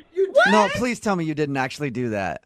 I absolutely did it. Oh, my God. I thought he would think I was cool. Oh, we've done a lot of second date updates. I've got to say, this is the filthiest thing I've ever heard happen on a first date. They spray them. They sprayed the shoes. It's not an excuse. You know, what did it taste like? Ew, Brooke. Okay, no, that's disgusting. I'm not going to say that. I don't know. It honestly kind of tasted like a wet sock, like a soggy sock. It was bad. I think you're kind of badass for doing it. You know? Exactly. That's what I was thinking he would think. That is disgusting. Not. What did he do after you did it? Oh, he was cracking up. He just thought it was the funniest thing in the world. I don't know if he was laughing with me or at me. Like, he just was cracking up, but I don't know, like, he hasn't called me. We haven't made plans for a second date, so I'm thinking that was it. But then I thought, like, that was okay. I thought we were having a moment. Did you guys kiss? Okay, so. Oh, no. I mean, we didn't kiss, but I swear there were moments, like when we were getting ready to leave, he walked me out, you know, we were waiting, he called me an Uber and everything. Yeah. That's where there were so many moments I thought he was going to kiss me, but I'm sure he was thinking about the shoe, because I was thinking about the shoe. Like, is he going to want to kiss me? So you guys didn't kiss? No, I didn't get my kiss. You can't be surprised. But come on, that's not fair. He's the one that dared her. He dared me, exactly. If you bring it up and you can't handle the actual truth of what happens, then that's on you. Yeah. And have you heard anything from him since your date? No, I text him the day after the date, just like, you know, hey, what's up? I had a great time last night. Thanks for taking me out. Just thanking him. I made a little joke about the shoe thing. I think I said something like, I used a whole bottle of Listerine or something. I don't know what I said. Yeah. But I was like, I'm all good. My breath's okay. Like, but he didn't text me back. Do you think it's the shoe licking that did you in? Did you listen to yourself? Well, I don't know. Like, my friend said that he was a ladies' man, okay? Okay. So it could be like 70% shoe, 30% he's a ladies' man, and he just, like, has other girls. Okay. Right. You know, I don't know how many dates I've been on where I'm like, if I just wouldn't have licked that damn shoe, I wouldn't have been in this position right now. All right. We'll play a song, come back, call him, and get your second date update, all right? Thank you.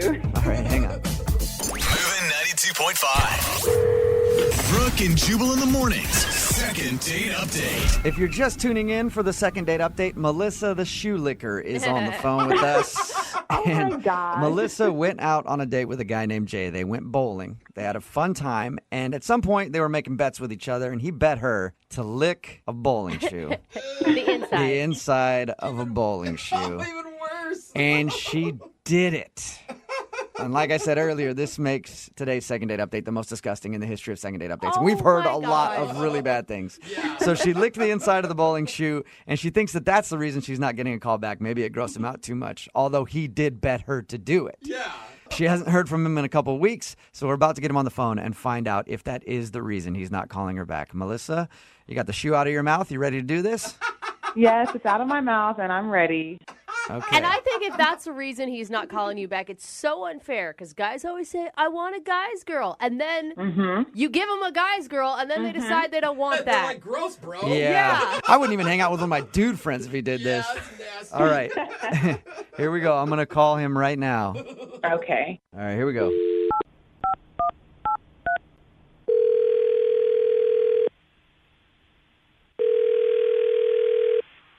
Hello? Hi, is Jay there? Yeah, this is Jay. Who's this? This is Jubal from Brooke and Jubal in the morning. How are you? Wait, from the radio show? Yeah. What's up, man? How are you? I'm doing okay. What's up with you? Not much. I'm just chilling. I wanted to give you a call because we actually received an email about you. About me? Yeah. It's from a girl that you went out on a date with. Are you serious right now? I am. Her name is Melissa. Do you remember going on a date with Melissa? Oh.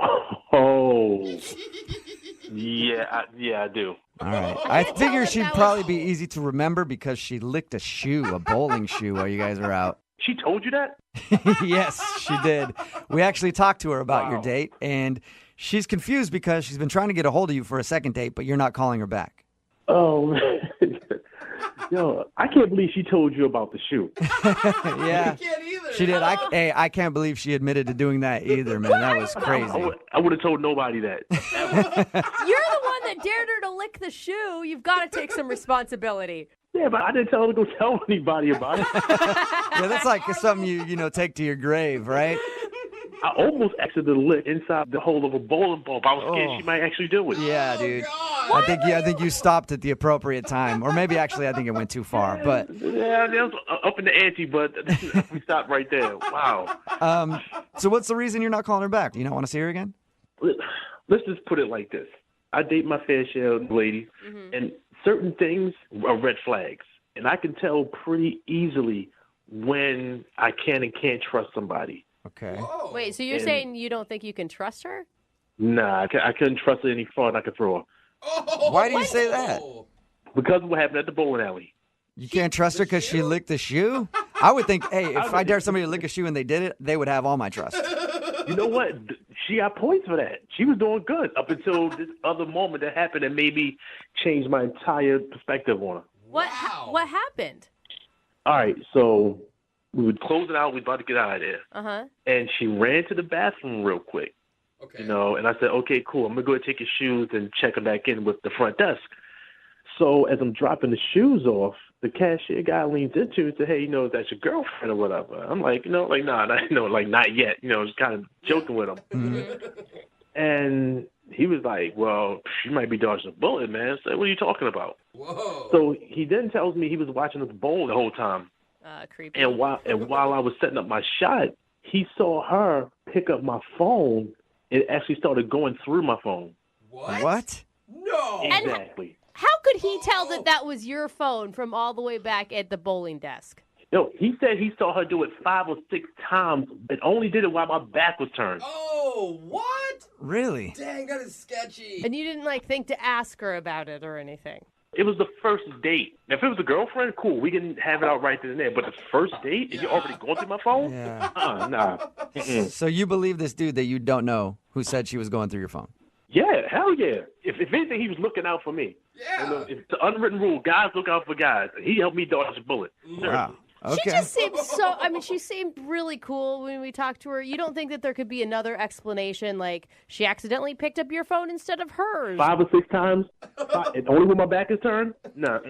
What she did is some straight, shady and I don't need that in my life. Yeah, dude. I'm curious if she was actually going through your phone, though. I want to know the answer to that. And why? I don't need to know that. I mean, she did it on the first date. What do you think is going to happen on the second, or the third, or the fourth? Well, I just say that because I want to ask her, and I forgot to let you know that she's actually on the other line listening to this conversation. Yo, no way. Melissa, you still there? Hello? Hey, there she is. Hi, Jay. Oh my gosh. Wow. Okay. You sneakier than I thought you were. I am not sneaky at all. You got it all wrong. That story, his side of the story, it is not how it looks. It's not what it seems like. Really? So you weren't going through his phone? I mean, not like that. It's not like I hacked into his phone and was looking through every little detail. No. Wait, Melissa, I was standing up for you. You actually were looking at his phone when his back was turned. Okay, listen. I was sitting there. He's bowling. His phone buzzed loud as hell. I just so happened to look over, and it's right there. I'm not blind. I can see what it says. So just leave it there. You don't pick it up and then start reading all his messages. Exactly. I saw a name, and it looked like a female's name. I think it was Sammy or something like that. And I just leaned the phone over to see what the text said. He's the one who has the message right there on his screen. And it said, "Are we still on for tonight? Are you still picking me up?" Something like that, like at 9, like right after our date. What? It was weird. So I was just like, "What? What's that?" Oh, Jay. Yeah, it was weird, but you're looking at my messages. I mean, but your messages were sitting next to me, so I looked over. I wasn't trying to be sneaky or anything. We were having a good time. All right, cool. So you saw something on my phone. Why are you going back to my phone again 5 or 6 times after that? Did you not keep picking up my phone? It was not. It was like 2 or 3 times. 3 or 4 Why are you still times. picking up my phone? That's the point I'm trying to get you. Why are you picking up my phone? It kept going off. Like whoever that girl was, she kept texting you. So I'm just trying Okay, wait. Are you the phone monitor or something? No, but me and you are on a date, and I want to know if you're involved with someone else. I know your reputation, and I'm sure you know your own damn reputation. And you're a good-looking guy. Shorty, that's none of your business. We're not together. Look, you have a reputation. You know your reputation. I know it. Our friends know it. You're a ladies' man, so don't act like it's all out of the blue why a female, because I'm sure they've done it in the past, looks over and checks your phone, especially if they're on a date with you and your phone's just getting blown up. I think anybody would do that. Actually, if it was my phone and you were sitting down and I'm bowling and my phone's just going off, buzz, buzz, buzz, buzz, buzz, you can't tell me you wouldn't look over. Like, who's hitting her up so much? Who wants to know where she is? It's like, yo, do you hear what you're saying right now? All right, do you hear what you're saying? I would never go through somebody's phone when we're on a date, a first date at that.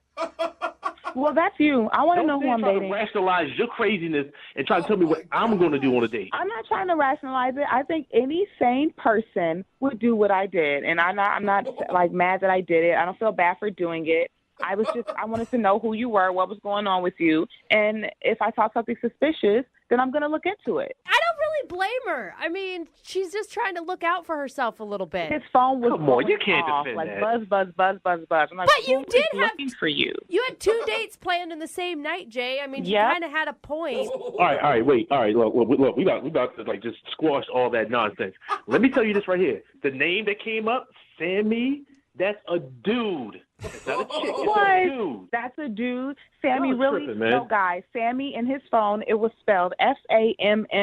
No guy spells Sammy like that. That's a girl. Sammy for a guy is Sammy, sweetie. I know that. So it wasn't like that in your phone. That's a girl.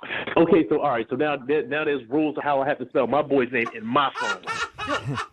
Okay, can you get any further in my business? Melissa, why did you even call for a second date with this dude if you think that he's a player and like planning dates after you? I still thought the date went good, and I asked my friends, like, do you guys know anybody named Sammy? And nobody knew a Sammy, so I'm like, maybe it's nothing.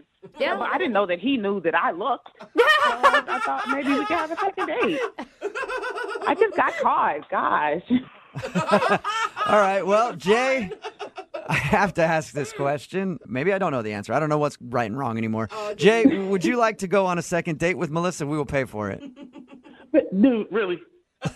Yeah, yes, I'm asking. Would you like to go out with her again? It sounds like you guys have the perfect foundation for a great relationship. Nah, Chief, I'm going to pass. But if I need somebody to check my phone messages, I know who to call. Oh, gosh. I'm sorry, Melissa. No second date for you. That's okay, guys. Thanks for trying. Yeah, it doesn't sound like it was meant to be. No, it doesn't. You know what? I'm actually kind of glad this happened, though. I mean, I dodged a hell of a bullet, man. Yeah. Well, good luck to you both, okay? Thank you, guys. All right, man. Thanks. And Jay, tell Sammy I said hi, however you spell her name.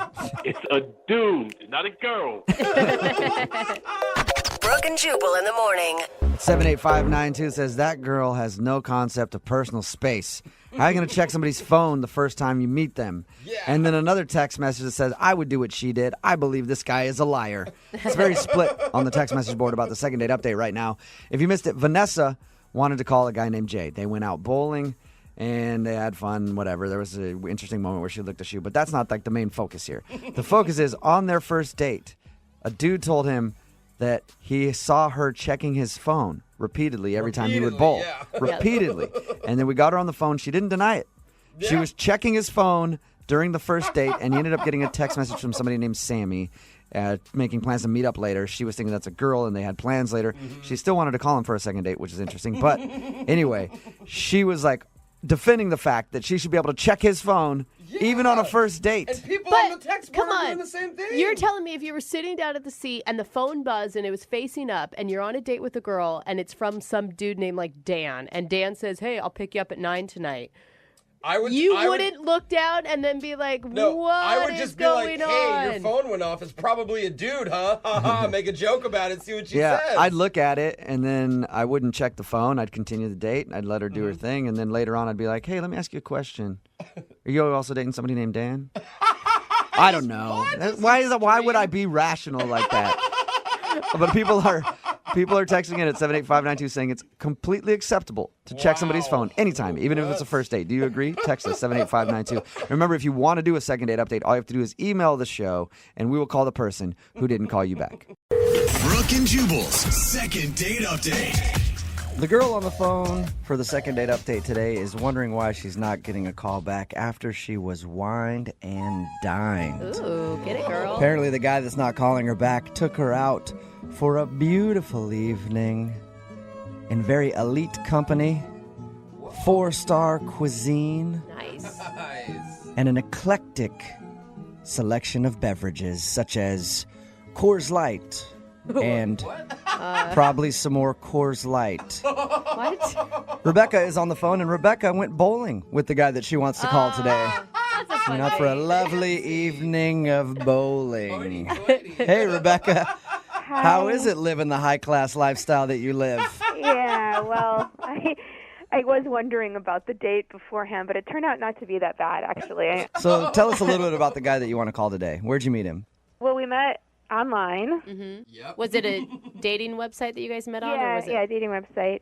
And he actually was super funny, witty in his emails. And then we talked on the phone, and he seemed really cool and funny. What's his name? His name's Will. Will. Yeah. I'm surprised he doesn't go by William. Yes, the Taking third. people places like the bowling alley on a first date.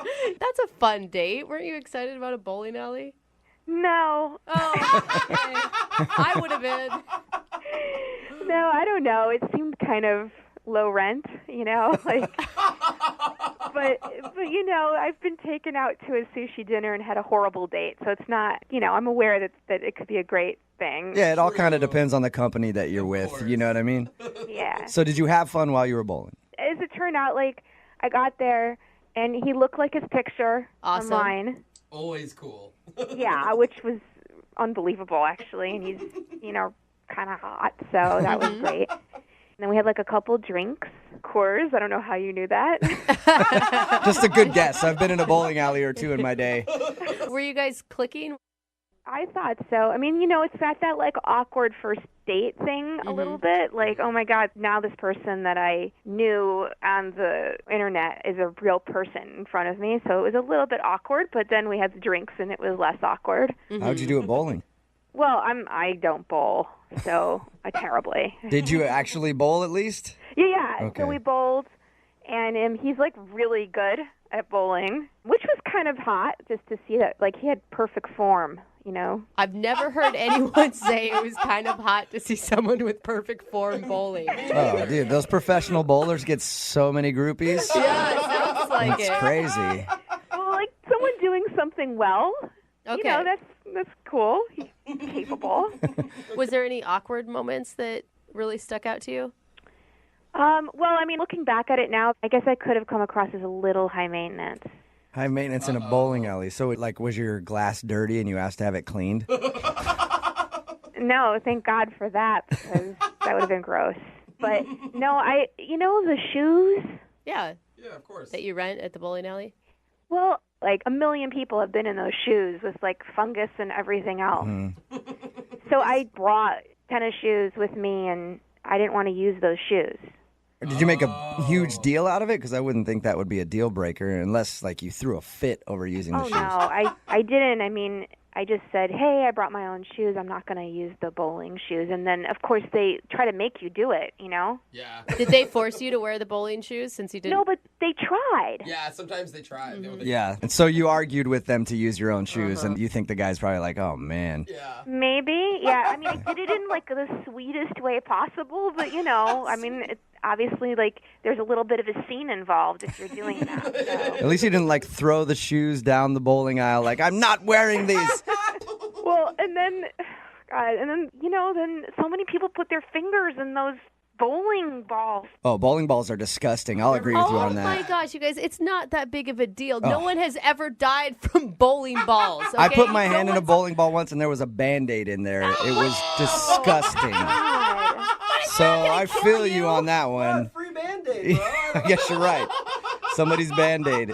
They're gross. I mean, were you complaining about it or Well, I something? didn't complain at all. I just, every time I did it, afterwards, I have like a little bit, one of those hand purifier spray things. Oh, and you kept my spraying. God. Okay, so I guess, yeah, you could have seemed a bit high maintenance if you wouldn't put on the shoes and then every time you bowled, you took out and sanitized your hands. Yeah. Either that or just a weird germaphobe, you know? Yeah, and I think I'm not a major, but like in a place like that, I really do think through the fact that there's a huge amount of bacteria and fungus like everywhere. So he either Okay. gets OCD or he gets high maintenance.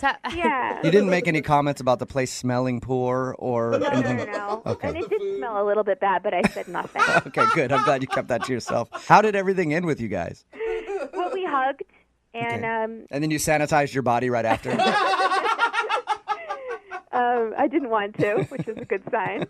And he walked me in my car, and then I sent him a text a few hours later saying I had a great time, love to do it again. Did he write you back? No. Yeah. Oh, so that's it. That's all you heard from him. Well, then I tried again. The next day I went online on the dating website, and I instant messaged him, and he didn't respond. Yeah. All Even right. though he was online. So he hasn't talked to you since you guys went bowling? No, it's been 4 or 5 days, but I just don't know if it's like salvageable, you know? Okay, well, let's find out. We're going to play a song, come back, call him and get your second date update, okay? Okay. Moving 92.5. Brooke and Jubal in the mornings. Second date update. If you're just joining us for the second date update, Rebecca is on the phone. She's not getting a call back from a guy named Will, and she thinks it's because she wasn't willing to get dirty on her first date. She refused to get dirty, wouldn't put her fingers in places where he wanted them to go, or put her feet in certain things that he was asking her to put her feet into. And that could turn any guy off if you're not willing to get down and dirty in the bowling alley. They went bowling, and she thinks that he's not calling her back because he might have thought she was high maintenance because she didn't want to wear the shoes that they have at the bowling alley because they're dirty, and she didn't want to put her fingers in the bowling ball, and she would like sanitize her hand after every single time that she bowled. So she's thinking that the guy was like, okay, you're hard to deal with, and that's why she's not getting a call back. We're about to call him right now and find out if that is the reason. Are you ready, Rebecca? I am, yeah. I'm nervous, but I'm ready. All right. Rebecca, I haven't asked you, honestly. Are you high maintenance, though? I mean, I don't think so. I'm pretty laid back, but that's like the one thing. But I take care of it myself generally. You know, like I have the hand sanitizer, and I don't make a big deal about it. Yeah, I guess if you were to be to me like, hey, we have to go get hand sanitizer before we bowl, that would be more high maintenance than if you just had it and were doing it. That wouldn't bother me. Yeah, I just have it. Like I just have it with me, you know, in my purse. So All right, well, we'll call him right now and see what he has to say. You ready? yeah.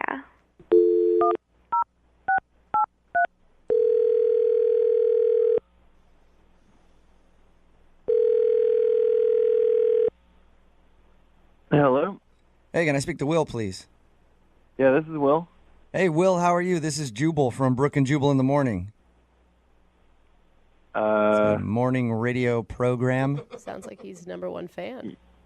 Yeah, I'm sorry, I don't know what that is. Okay, well, it's a morning radio show, and I'm calling you because one of our listeners actually emailed us about you and asked us if we could get you on the phone. Someone emailed you about me? Yeah, her name is Rebecca, and you recently went on a date with her to a bowling alley. Oh. We got an email from Rebecca telling us a little bit about your date and then also telling us that you haven't called her back or answered any of her text messages, so she wanted us to see if we could get you on the phone and ask why.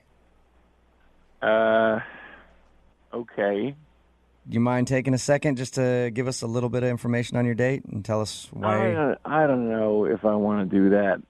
I don't know. She just wants to know why you won't call her back. She thought that it might be because she's high maintenance. What? Yeah, she said she didn't want to use the bowling shoes. She'd sanitize her hand after every time she bowled, and so she thought maybe you weren't calling her back because you thought she was just like high maintenance and hard to deal with. No, nothing like that. She was. I don't want to. I feel bad talking about it on a radio show. Yeah, but if it's something about you that you don't want out there, that's fine. I'll let you go. Okay. If it's something about her, think about this. She's the one that asked us to call, and we always tell everybody you're prepared to hear whatever the answer is. So she's willing to hear whatever you have to say. She just wants to know why you're not getting back to her. So really, like, it's totally just I can say anything. Yeah.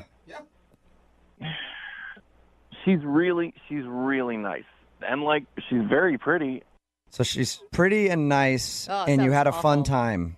Yeah, I'd understand why you're not calling her back completely. Ick.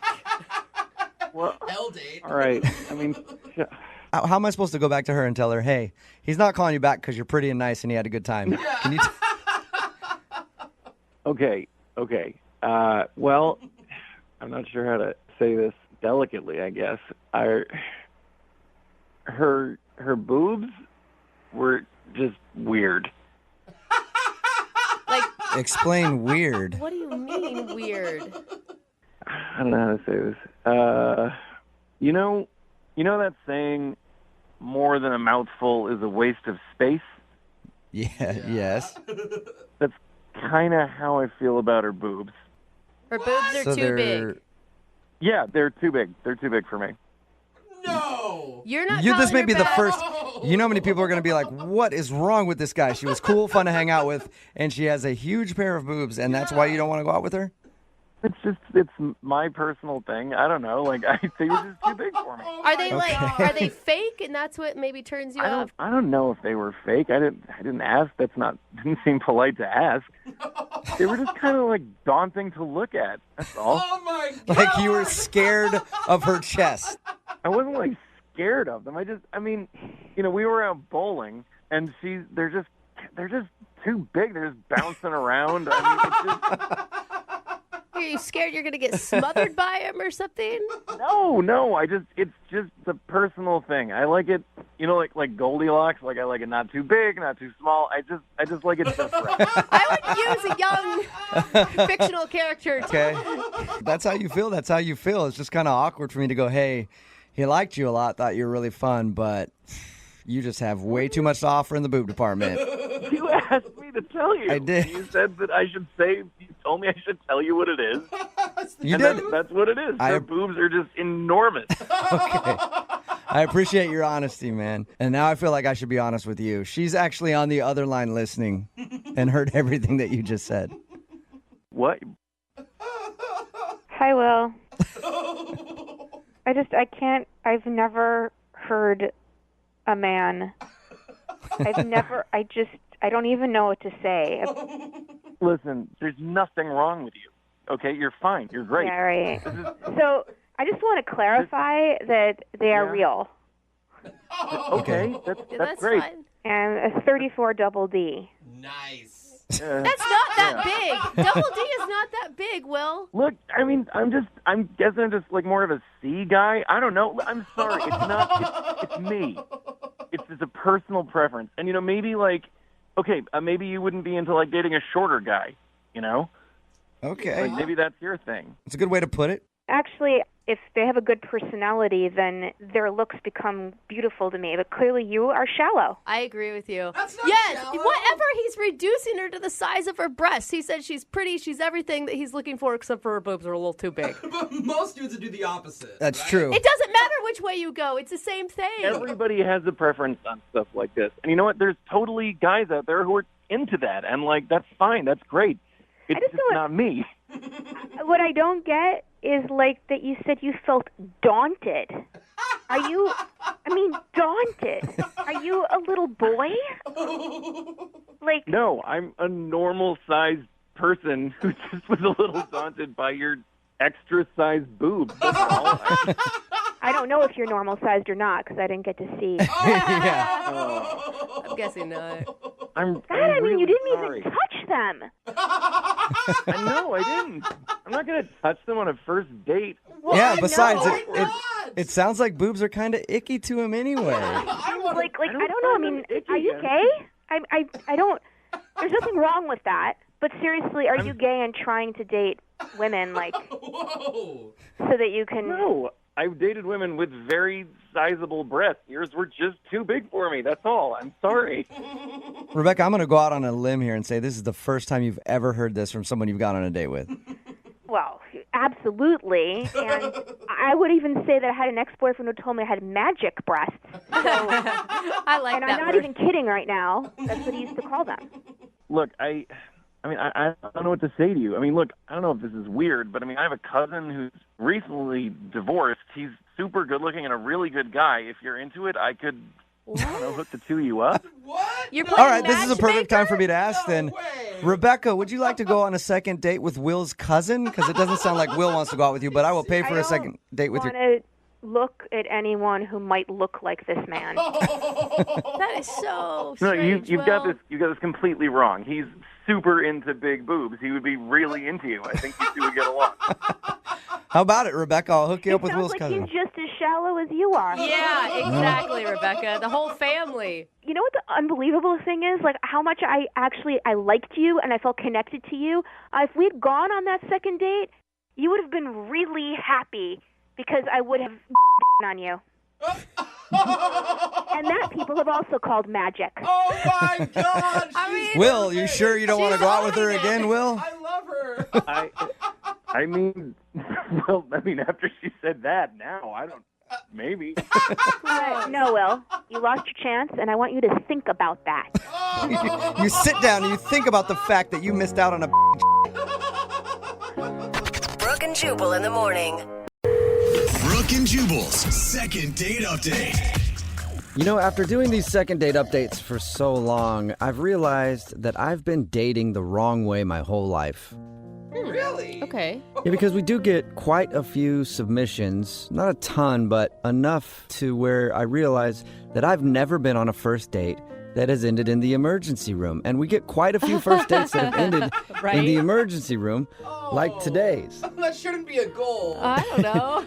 It's a story. I must be doing something wrong. And Steven is on the phone, and apparently his first date ended in the ER. What's up, Steven? Hey, how's it going? So, were you the one that ended up having to go to the ER, or was it your date? It was me. Oh, okay. You What sound happened? that with a little bit of joy in your voice, and I like that about you, Steven. I think it was a little funny. Okay. That's good. What happened? So I met this girl. Her name is Erin. And decided good first date for us would be to go bowling. Ooh, Also, nice. still doesn't sound very dangerous to me. Yeah, exactly, right? So I figure I'm fairly decent, pretty good at bowling, and you know, there's a lot of people there, and I could maybe show off to her a little bit. Because most girls can't resist a good bowler. Oh, yeah. It's true. Usually on our list of must-haves. Oh, yeah. I mean, when it comes to sex appeal, bowling is way up there. Yeah. Your email just said that you ended up in the emergency room, and I'm already loving this story that you were trying to show off at bowling, and somehow that ended up in the hospital. That's amazing. Yeah, it's true, and she showed up, and she looked amazing. You know, she had really beautiful hair, and she had a smile. She totally lit up, and she wore jean shorts, too. Okay. Ooh, sexy. Ooh. That's kind of cute. Everybody's vision of beauty. Hair, a smile, and jean shorts. You scored. Perfect I woman. did, yeah. I did. So what happened? I mean, you guys obviously hit it off. Yeah, pretty immediately. We got on the lane, and, you know, we're having a good time, and I have this like patented like bowling trick technique that I have where I can like bowl while holding a beer, and Okay, I am impressed. I thought I was going to laugh at you, but yeah. all right. And I'm about to show her the technique and holding the ball, and I'm holding the beer, and I'm, you know, just about winding up. I'm going back with the ball and getting ready with my fancy footwork to move forward. Okay. And is she laughing at this point, or is she actually impressed right now? I'm not really watching her at that point. I'm actually focusing on me and my craft at this point. Oh. I really want to see this because it just sounds like you're flailing around the bowling alley. It's a lot more elegant than you would imagine. Oh, Okay. elegance. Nice. Anyway, so I'm like winding up, I'm getting ready to go, and somehow for the first time ever, I lost my balance.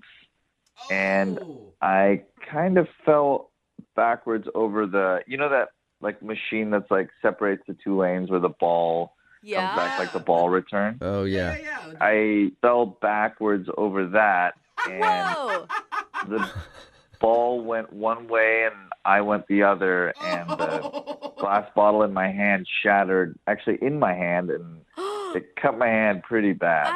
Oh, that's how you hurt yourself. Oh my Yeah. gosh. That is That a sucks. scene, sir. How bad was it? It was pretty bad, but I figure I could handle it, and just got some paper towels and just to kind of stop the bleeding. But the bleeding didn't stop, actually. So, Oh my God. Wait, so while you're trying to control this bleeding, are you still having conversation with her? Or no, I was playing it cool because I didn't want to show, give any signs that I was being a wimp or anything like that. So No, I'm good. I'm feeling a little faint because I've lost quite a bit of blood, but I can tough this out because I want to finish this date. I'm a man of my word. Pick up the spare. seriously, what was her response to all of this? she just really wanted to call an ambulance and help me out, but I was not wanting that, because I didn't want to come off as weak or anything at all. But Yeah. I did start to feel faint, and out of nowhere, I guess the front desk had called, and there's a couple of EMTs that walked up to me, and they asked me to come outside with them because I guess the cut looked really deep to them, and they said it needed medical attention. So the next thing I know, I'm in a gurney in an ambulance on the way to the hospital. Wow. It was that bad? Yeah, an ambulance for a cut on your hand?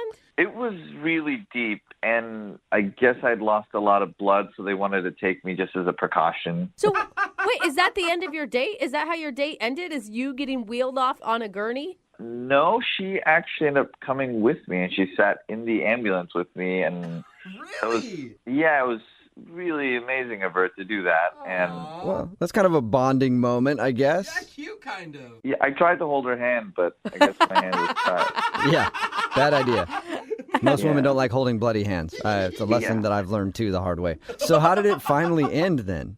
So basically, we get to the hospital, and I get rolled in. They, start stitching up my hand, and before I know it, I kind of look down the hallway to see if she's there, and I guess she had left at that point. So, and I've called her since then, and left her messages and texted her, and I haven't heard from her at all. So she's not really responding. Yeah. That's kind Okay. of weird. Yeah, it's super weird because, she cared enough to come with me on the ambulance, Right. and now she sort of just disappeared. So I don't know what's going on. Huh. Wow. Okay, well, we'll try to figure it out. We'll play a song, come back, and then see if we can get your second date update, okay? Thank you. I really appreciate it. All right, hang on. Moving 92.5. Brooke and Jubal in the mornings. Second date update. Hi, this is Jubal Flag. You might know me from such exciting radio segments as the phone tap or the second date update. And I'm here today to talk about something that is not discussed enough in our society, and that's safety while bowling. Remember, always bowl protected. Wow. And unfortunately, the guy in today's second date update did not protect himself enough while bowling, and he actually cut his hand and had to go to the emergency room in the middle of his first date. His name is Steven, and we're about to call his date. Her name's Erin, and find out why she left him. She actually rode with him in the ambulance to the emergency room. He went in there to get stitched up and stuff, and when he came out, she was gone, and he hasn't heard from her since. So what would make her leave a man on his deathbed? I don't know. We'll find out in just a second. Steven, are you ready to give her a call? I am. I just really want to know why she left without saying anything. If she didn't want to date me, that's fine, but at least check in or see how I'm doing or anything like that, Okay, you guys, it's a couple stitches in your hand. You guys are all acting like that this is some horrible accident where you couldn't have walked away from it. Well, the EMT said that I lost a lot of blood and, said I wasn't doing that well. So, Okay, I'm it sorry. was bigger than it was. Wow. Well, Okay, I'm glad well- that you pulled through, Steven. I really am. I'm going to dial her phone number right now. You ready? Yeah. Okay.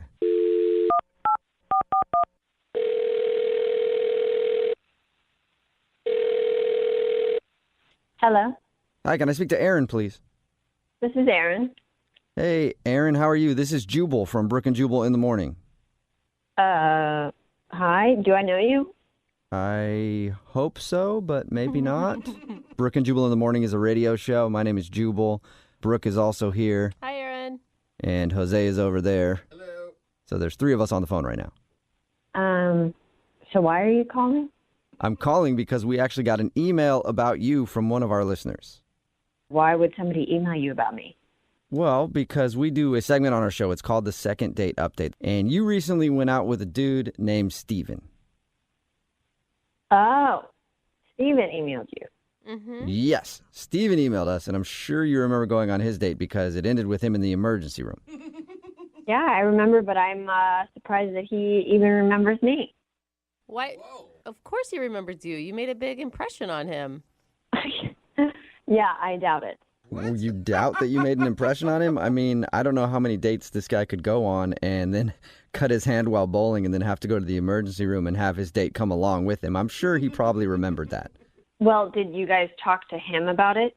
Yeah, we did. We had actually a conversation about your date. He said that he really liked you. He thought you were beautiful and fun and all that kind of stuff. And then he admitted that he was kind of messing around while bowling and then cut his hand. And he went to the emergency room. When he came out from being stitched up, you were gone and you haven't talked to him. Okay. Well, he might have conveniently left out a couple details for you. Really? I mean, from his description, he was all about you. Like, he was impressed that you went with him in the ambulance, and he was shocked that you weren't there at the end because he really wanted to, I guess, thank you or make another date. Wow, he's really spun a tale for you, hasn't he? What? Would you mind sharing the details that he missed? I mean, it mostly was true, except that there was one really big issue that he left out, which is that I was waiting for him outside the room in the ER, and I walked over to see how it was going, and I looked in the door, and he was flirting with the nurse. He was flirting with the nurse? Is that what you said? Really? Yeah, I mean, I don't really think it's that funny because I'm on a date with this guy, and he's just flirting behind my back while I sit out in the waiting room waiting for him to be healed. Okay, wait, hold on. How was he flirting, though? What was he doing? I saw him, smile at the nurse when she was taking his heart rate on his, she touched his arm, and he, got all gooey and smiled at her. And? So he smiled. That could have just been him being polite? Nice. Or Look, no? I know what I saw. I saw what I saw, and he was flirting with her. And I saw him check her out when she turned around, and it was really embarrassing because, I rode in the ambulance with him, and then he's flirting with somebody else while I'm not there. Okay, wait, hold on, though, because I'm going to tell you. So far, what you've described sounds pretty innocent. Well, you weren't there, and I saw him flexing when the nurse changed his bandages, so... Flexing? Like showing off his muscles? Like, hey, lady nurse, look at my big man muscles. You don't think maybe he could have been, wincing in pain or something? Why do you keep making excuses for him? He was obviously flirting. I saw it. It just, Okay. It just sounds like you're jumping to a lot of conclusions, I guess. Because the guy who called us... I don't know why you can't understand me. This is what I'm saying. You're taking his side. I saw him whisper in her ear, and who whispers in nurses' ears? That's weird. Okay. I will back you on that. Yeah, There's not the much whispering. whispering that goes on. Okay, you were there. I'm not just disregarding what you have to say. You were there. You saw it. You say that he was flirting with the nurse. But you know who else was also there? Enlighten me. Steven was also there, and he's actually on the other line and wants to talk to you. So I'd love to hear his side of the story. Wait, what? Yeah, Steven is on the other line and wants to talk to you. Steven, are you still there? Yeah, I'm still here. Seriously, Aaron? Yes, seriously. You're flirting with somebody while I'm on a date with you when I rode in the ambulance. How awful of a person are you?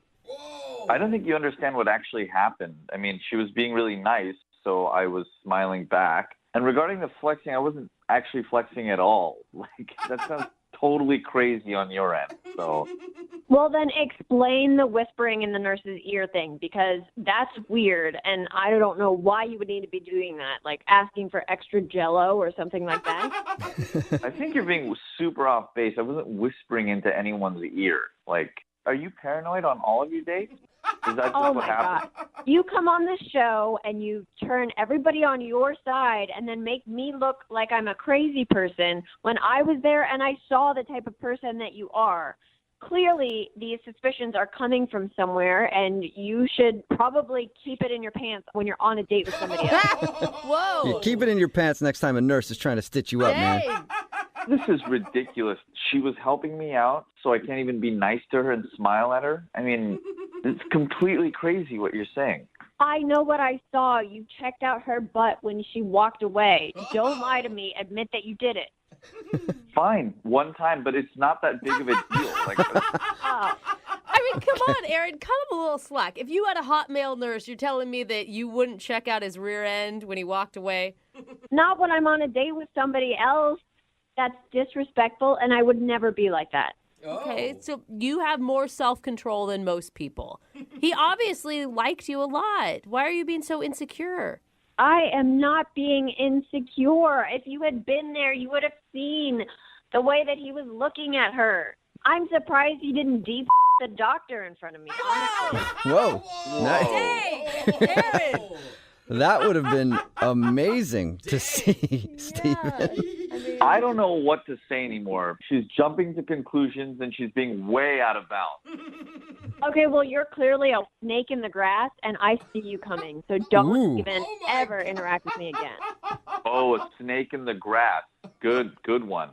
Oh, my God. All right, well, if that's not good about, how about you're a dirty, filthy dog, and I would never even bring you in off the street. Wow. You're an abandoned stray dog, Steven. Oh, a snake in the grass or a dirty dog. That really hurts. I know it did, especially because that's a compliment compared to, like, what you really are. Oh. Whoa, hey, before this gets just too out of control, Aaron, would you like to go on a second date with Steven? We will pay for it. Not if I was the last nurse on Earth. Great. No thank you on my end either, because you're just absolutely crazy. Oh, my God. I am not crazy, and if you ever call me that again, I will hunt you down. Whoa. Oh, all right. That escalated. Well, second date is officially over. Steven, go find a hiding place and take care. Thanks for listening. Brooke and Jubal in the morning. Text in at 78592 says you might want to save that second date update in case it's needed in court for a murder case. It's Brooke and Jubal in the morning talking about today's second date update. If you missed it, Steven wanted to call Aaron. They went out on a date and he has like some patented bowling trick. He was trying to explain it to us. It still didn't really make a whole lot of sense, but it involved him like flailing his arms around to be able to throw a bowling ball and hold a beer at the same time. And he was doing it to impress her, and he fell down and tripped over that little like ball return thing and cut his hand. And then the bowling alley called EMTs to come check on his hand because they thought that he was losing a lot of blood and stuff like that. And so he had to go to the hospital. She actually rode with him in the ambulance to go to the emergency room and then was gone when he was done getting his stitches, and he didn't know what happened. We got her on the phone, and she accused him of flirting with the nurse that was helping him. Oh, no. And that's why she didn't want to talk to him. It seemed a little extreme that she would just up and leave because he smiled at a nurse. But she did say that there was whispering in the nurse's ear, which he denied. I mean, still, she's just the most jealous person ever. Like, come on. He's in the hospital. How dare you let that nurse touch you? Well, right? How dare you let her touch you? she had to put stitches and like clean up my wound. I saw the way you were looking at her when she was cleaning that wound. You want her to be cleaning something else. Oh, man. I know. Oh, man. So, I was trying to come up with a defense for her, but she does sound like a nut job. Yeah, totally. Yeah. And then her defense, I'm not crazy. If you say that again, I'll come find you. Like, what? Okay. I'm not crazy, and the little guy that lives in my eyebrow will confirm that. Just ask him. I'm not insane. So Steven said he was good and didn't want to go out with her again, but she was fine with that because Steven is a dirty snake in the grass. That was another good part from the second date update. She was trying to throw insults at him, and they were just misses. Yeah, they sounded like something like a 65-year-old retired woman would say. Yeah. Look at you. You're a curmudgeon. What? Remember, if you want to do a second date update, all you have to do is email the show, and we will call the person. Brooke and Jubal's second date update. All right, if any guy out there has ever been out with a bunch of friends and like there's a really hot girl in the group, and you like tell your buddy, you're like, hey, set me up with that one right there. Creepily, just like that. What happens? Do you get set up? Or Sometimes you do, sometimes you don't. Oh, okay. You know? But that's exactly what happened. I thought he was just reminiscing. These people can relate to the second date update? Yes, that's exactly what happened to Jeffrey. Right, Jeffrey? Totally right, dude. How's it going? Oh, I'm good. How are you guys? Good. So that's what your email said. You saw a girl in a group and wanted to be set up with her, right? Oh, my God. She was like, you know, when you like see a girl and you're like, I don't know, she's just my kind of beautiful. Okay. I feel like you should use that line in the bar more often. You're my kind of beautiful. Yeah, I'm going to write that down. Describe how you met her and then where you went on your date. I was out at a club with a couple of my friends, and they brought some of their friends, and in the midst of all those friends, there was Jillian. Oh, my God. Okay, so Jillian was very attractive. She was really hot. Okay, All right, we got that. So, all right, let's just cut through all that. So you met her, and then you guys went out on a date, right? I knew this guy who's a chef at a restaurant. Okay. And so I got us, like, the best table at the place, and it was going really well. We were having great conversation. We were drinking. It was amazing. Okay, so when did it get unamazing? Why isn't she calling you back, dude? Okay, so I'm in a band, and I thought I'd be, like, slick, you know, and, like, have my band come. And you know that song, What Makes You Beautiful by One Direction? Oh, God. No, you didn't. Dude, we definitely know that song. You We don't play know it. you're beautiful. Yeah. Is she 14? But we changed it up. We made it this kind of, like, you know, like, guitar, like, acoustic song. Like, my buddy had his bongos. All right, hey, Jeffrey, Hipster. Jeffrey, you're kidding me, right? In the middle of the restaurant. I mean, the thing is, like, we met at the club, and that song was playing, and she was like, oh, my God, I love this song. And then... Let me just recap here. You invited your band to come to dinner, and you played a version of What Makes You Beautiful by One Direction. And you're still wondering why she's not calling you back. Hey, she may have liked it. What was her reaction? Oh, What? Hello? I'm here. Yeah. What's up? What happened? I don't know. Why did you say, oh, I don't know. You guys are making me... You're laughing at me and stuff. No, it's an interesting move to perform to a date. I think in it's the a middle of bold restaurant. move. It is bold. Can I ask, you've talked about how beautiful Jillian is a lot, but what else did you like about her? She's smart, and we've got, like, the same taste in music, because we both like One Direction. I'm sorry. Now I'm laughing at you, All right. Jeffrey. I had to. I Okay, couldn't help myself. Jeffrey, we're not judging you. We're here to help. We appreciate you emailing in for a second date update, okay? What do I say to her? Like, how do I get her back? We don't even know what the problem is yet. All we know is that you took her out to dinner and had your band show up and performed your version of One Direction to her in the middle of the restaurant. I'm going to go ahead and guess that the One Direction performance had something to do with it. Or it could have been the chicken she ate. She just didn't like the place she took her. All right. We're going to play a song. And then when we come back, we're going to call her and get your second date update, all right? All right, thanks. Moving 92.5. Brooke and Jubal in the mornings. Second date update. All right, Jeffrey. Are you ready? Oh, yeah. I'm wicked psyched. Wicked psyched. Like it. Okay, if anybody... Oh, hey, guys, can I plug my band really fast? Sure. Go for it. My band's name is Half Baked Biscuits. Okay. Just like Google us. We're like number 32 in the Google search engine. Okay. There's that many above you for half-baked biscuits. There's probably Jeffrey, a lot of cooking websites about Now that. I have to ask you if you've made up this whole second date update thing just so you could get your band a plug on the air. No. All right. If anybody's just tuning in, Jeffrey went out on a date with a girl. He thinks that she's gorgeous. During dinner, he had his band show up. What's their name again, Jeffrey? Half-Baked Biscuits. Nice. Okay. I'll just give you that one more time. Anyway, his band showed up. Stop it. His band showed up and he performed One Direction's "What Makes You Beautiful," a version of that. Kind of weird, I would think. In a serious manner. Yes. She could have thought it was romantic. I just want to put that out there. I mean, we think it's funny, but she could have loved it. That's their song. Jeffrey, are you ready to give Jillian a call? I am definitely ready, yes. Okay. All right, hang on. I want Jeffrey to expect the worst so that maybe something good happens. Yeah. And you can jump in on the phone call whenever you want, all right, Jeff? Sounds good. Hello? Can I speak to Jillian, please? This is she. Jillian, how are you? This is Jubal from Brooke and Jubal in the morning. I'm moving 92.5. Hi. Hi. I hear that you're beautiful. She doesn't know. That's what makes her so beautiful. Yeah. Jillian, I'm sorry to confuse you. Are you familiar with our radio show? I mean, I'm not a listener. I've heard it every once in a while, I guess. Okay, first of all, rude. Secondly, we're Brooke and Jubal in the morning from Moving 92.5. We do a segment on our show called The Second Date Update. It's where if you go out on a date with someone and don't call them back, that person emails us to call you and ask why. Someone emailed us about you. Okay. It's someone who thinks you're very beautiful. Is this the serenade guy? Ding, ding, ding. Yep, he has a name. His name is Jeffrey. Jeffrey emailed us and wanted to know why you wouldn't call him back after your date. Oh, I can't believe he called you. What did you think about the One Direction performance that Half Baked Biscuits performed for you at your date? You know what? It was actually, that's kind of endearing. That was kind of, it was a funny little first date story, but Wow.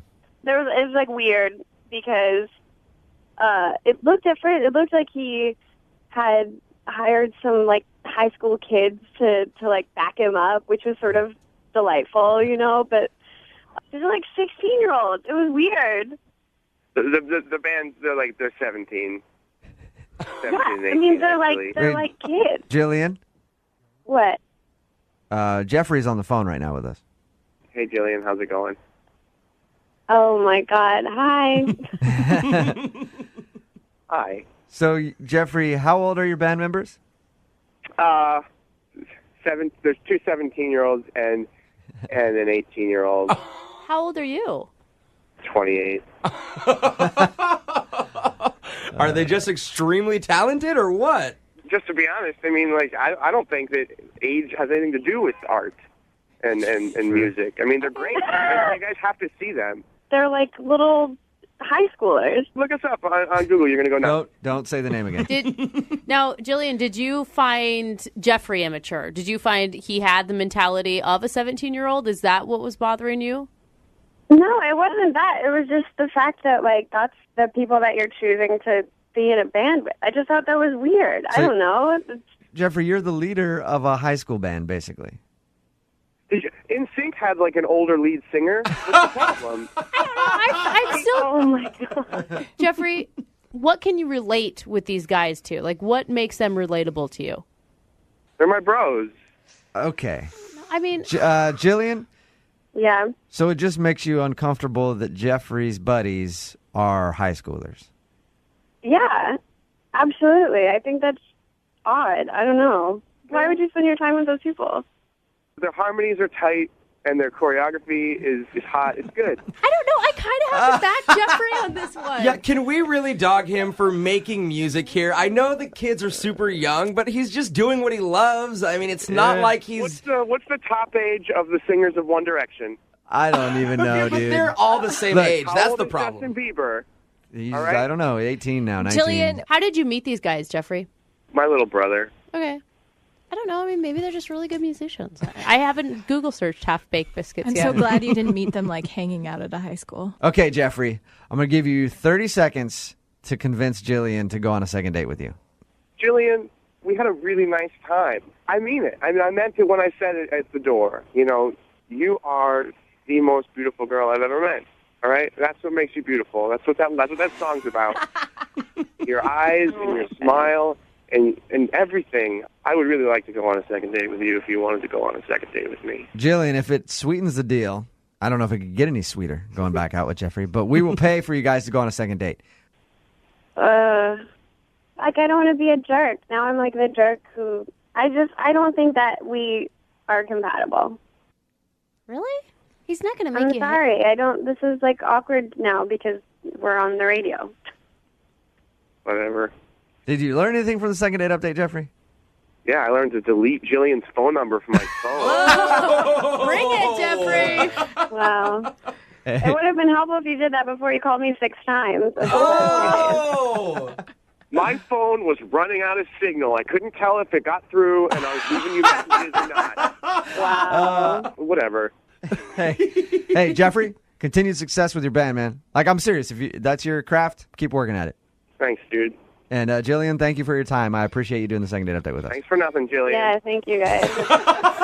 Brooke and Jubal in the morning. Brooke and Jubal's second date update.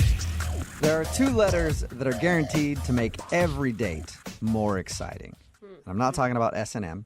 Those letters work as well, but I'm talking about a little B&E, a little breaking and entering. Oh, what? That's right. What? That is the way to spice up any date. And that's what happened to Maria on her first date, and that's why she thinks she might not be getting a call back today because she broke into a house on her first date. What's up, Maria? Hello. How are you? Are you a criminal right now? No, it's not what you think. It was my own house. Oh, that's what criminals always say. Yep. You just stopped at a house. You're like, oh, I promise that's my stuff. I got to get my TV out of there real quick. But your email said that you think you might not be getting a call back because you had to break into your own house? Yeah, I mean, it was a whole thing. Do you want to know what happened? Yeah. First off, tell me about the guy. How'd you meet him? Well, I met him on Bumble. Oh, yeah. I've heard good things about Bumble. I have a couple of girlfriends using it. Yeah, it's nice because the girls have to start the conversation first. Mm-hmm. And you only have 24 hours to do it, so it's kind of like all or nothing, you know? It's like Tinder, but you don't have a bunch of pervy dudes hitting you up nonstop, right? Exactly. Yeah, you kind of eliminate the pervy dude situation. And he seemed pretty cool, and we ended up actually talking on the phone, which people don't do anymore. Right. And he seemed really smart, and he had a really cute laugh. And so he asked me if I'd like to go out to dinner, and you said, were like, hell no, let's break into a house. That sounds way more fun. yeah, I actually offered that, but he was like, nah, I'd rather not. Yeah. So you guys agreed to go out to dinner. How'd that go? Well, he came to my house to pick me up, and I got out to the car, and I realized that I didn't have my keys. Oh, no. That's a worse feeling. So this is where the breaking and entering comes in. Is your house easy to break into? Oh, no, of course not. So I walked up hoping that the door would be open still, but I'd locked the handle. And we tried all the windows, tried all the doors, and we ended up having to break one of the windows to get in. What? How long did this take you? It was a little over an hour. Oh, jeez. That's a great start to your date. Why did you have to do it right then? Why didn't you say, like, hey, I'll call a locksmith, let's go out, have our dinner, and then when we get back, maybe we can schedule a locksmith to meet us? Well, yeah, when you say it that way, it sounds really smart, but for some reason that's just not what we did. It's just one of those moments you're like, screw it, we got to get in there right now. Break a window. Right, yeah. Did you break the window or did he break the window? He broke the window. Like a gentleman does. Right. He found a rock and chucked it at the window and broke it. Oh, my gosh. So did you end up getting into the house after the broken window? Please tell me you did. Yes. Thankfully, my cat was okay. She wasn't anywhere near the window. And then, it was really dangerous, but he climbed in the window then. Oh, man. Yeah. Really sweet and nice of him to do. Here's the best part, though, guys. He got in, and he unlocked the door, and I got in, and then I spent 15 minutes searching the house, only to realize that my keys were in my purse the whole time. Are you serious? That sucks. You didn't dump your purse out before you spent over an hour trying to break into your own house? I mean, I swear, I looked in there 2 or 3 times, and they were not there. What was his reaction to that? I mean, I just kind of tried to play it off. It was funny, right? That's funny. I would have had a laugh at it. I mean, I could see it being a funny situation, especially on a first date. Right. I mean, that's one of those things that you're like, when we're married, we're going to look back at this and be like, oh, gosh, remember when Maria left her keys in the house? You didn't say that to him, did you? No, I didn't. Okay. I just said, oh, gosh, sorry. Yeah, it'll be cool. Because I was going to say, if you drop the married thing on him, that might be the reason he's not getting back to you. No, I swear I didn't use the word marriage. Okay. So were you able to salvage the day at all? Well, at that point, we'd spent pretty much our entire date trying to break into my house, and he'd cut himself a little bit on the window. Of course. Not bad. Like, he didn't need stitches or anything. Oh my but we gosh. just kind of decided to call it, and we said that we would meet up sometime next week for a real date. So he was bleeding after spending an hour outside your home. Yeah, kind of waste your appetite, I think. Did you guys ever meet up? No. Really? That was the last you saw of him?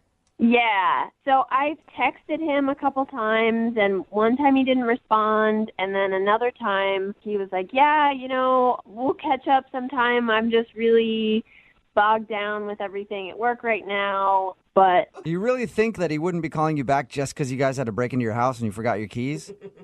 I don't know. I mean, it seemed like we had fun with it, and we made light of the situation, and I totally assumed that he would hang out with me again. And so I'm just having a hard time understanding if that's really what it was or if there's something else. All right. Well, we'll play a song, come back, call him, and get your second date update, okay? Thank you. You're welcome. Hang on. Moving 92.5. Brooke and Jubal in the mornings. Second date update. If you're just tuning in for today's second date update, Maria is on the phone with us. She had a very interesting first date with a guy named Aaron. They spent the whole date breaking into her house. She thought that she forgot her keys when he came to pick her up. She searched everywhere. Ultimately, it ended with him breaking a window, crawling inside, cutting himself, and then opening up the door, only for her to find out that the keys were actually in her purse the whole time. Oopsies. That's the only reason you can think of, Maria. Nothing else on your date. No other reason why he wouldn't be calling you back. There was nothing else that happened that I have been able to think of. When he left, he said, I want to reschedule this. Yeah, I mean, I said, let's hang out again, and he said, okay, great. Oh, that's... Yeah, so it seems like he wanted to see you again. Yeah. Well, he did cut his hand on your window. Maybe he got an infection and is no longer with us. Oh, no. Could have happened. God, I hope not. Well, we'll find out right now. I'm going to dial his phone number, okay? Okay. All right, here we go.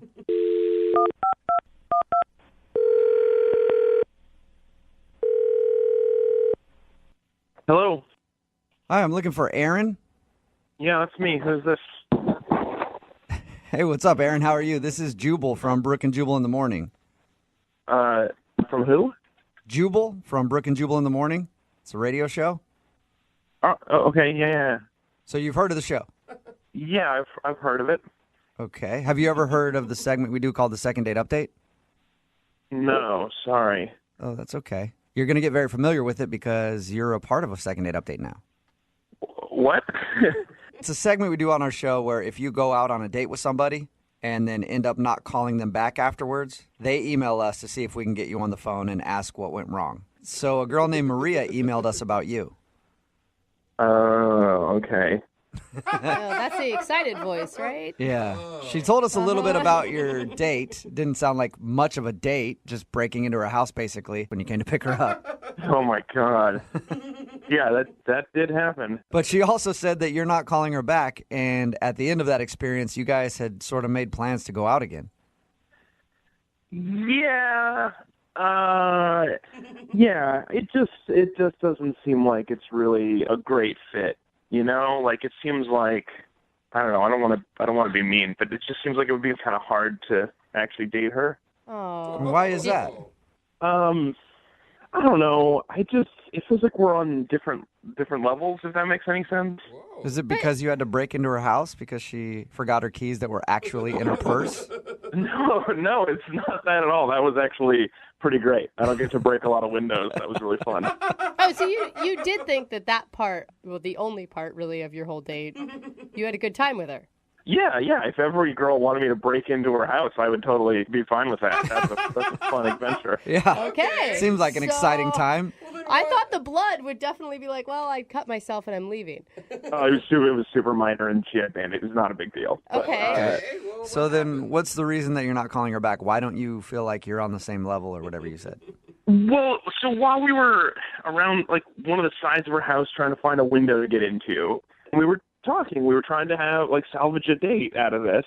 Right. And this is the first time we've talked in person, so we were chatting. So and you're having, like, first date get-to-know-me conversation over trying to jimmy a window open to get into a house. Yeah, we're just making like small talk or whatever. So we're talking about TV shows that we're watching, and we both love Game of Thrones. Okay. Which is my favorite show. I'm not going to spoil anything, but we were talking about it, and she said something that seemed kind of weird early on. She just said, it's weird that 1,000 years ago people had to worry about getting eaten by dragons. But she was joking, right? I mean, that was being That's silly. what I thought. So I laughed. I thought that was funny. And she heard me laughing, and she was like, what? Dragons are bad. Just like that. Just like that. Okay, So she still thought funny, dragons were real. At this point, I don't know what she's thinking. Is this some sort of issue? Is she messing with me? Is this like some test? Like, will you break a window? Do you think that I think dragons are real? Like, it's all some elaborate first date test, you know? And so I don't know. So I'm like, I'm sort of feeling it out, and I laugh, and I think we're having an okay time. Mm-hmm. And she keeps talking about like what this time period would have been like to live in, not this universe, this time period. She actually said Game of Thrones is my favorite period piece. So maybe she just used the wrong wording. Like, there's no way she actually thinks it's like a reenactment from real life. As far as I can tell, like, she doesn't think like there were cameras there, obviously. Like, she thinks it's like based on a true story, like that. No. But then she got into like how it's weird that wizards and witches just like aren't around as much anymore. Like, they sort of disappeared. At any time did you explain to her that Game of Thrones is made up and it's not a documentary? Look, man, if she thinks that's true, then I don't want to break her heart. I don't want to crush her and tell her about the terrible world. And if she's messing with me, I don't want to admit that I'm fooled. There's no win situation. Yeah, I guess you're screwed. Hey, Aaron, I do want to let you know, though, that you might have crushed her. What do you mean? I mean that she's actually on the other line listening to this conversation. And Excuse she me? might have just found out that Game of Thrones is not real. Maria, are you still there? I'm not stupid. I know that Game of Thrones isn't real. It's not a documentary, but it's based on true events. I mean, I hope you're messing with me. I hope that this is just a really good joke. No, it's like the Renaissance, you know, like that stuff. What? It's like that show Vikings, you know, like what are you trying to say, that Vikings aren't real? Vikings are real. They existed. Dragons did not exist. Well, they don't exist anymore because humans killed them. What are you talking about, Maria? Are you guys screwing with me? Are you all in on this prank? No, we're not at all.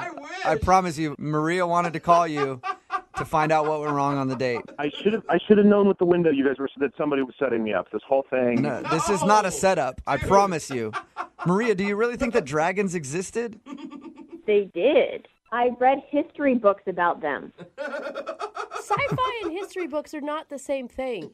That's what I'm not dumb, guys. Like, I know that the Game of Thrones story is dramatized, but like dragons actually existed in the Renaissance.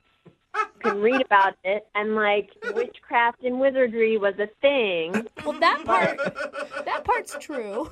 Sort of. I don't know which books you're reading, Maria, but I want to read them. It's in tons of books, and you can start by reading the Bible because it's got all of that. Wow. All right. I know that they exist, and I have proof. You don't even have to read the books. Like, I'll send you the Wikipedia link that I found, and you can read it yourself. So you're serious? You really believe this? 100%. I believe with all my heart that dragons used to exist, and I'm afraid that they'll come back. Oh my God, you guys! Science is not a belief system. It's the Bible. Read it. Are there dragons in the Bible?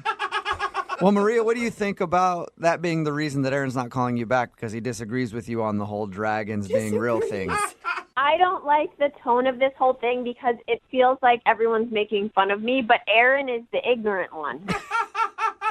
I'm not making fun of you, Maria. I haven't read what you've read. What are you doing? And I'm not as educated as you on the subject, so I can't claim to know anything about dragons. No, Jubal Well, you should do that because it's an interesting subject. Okay, I will.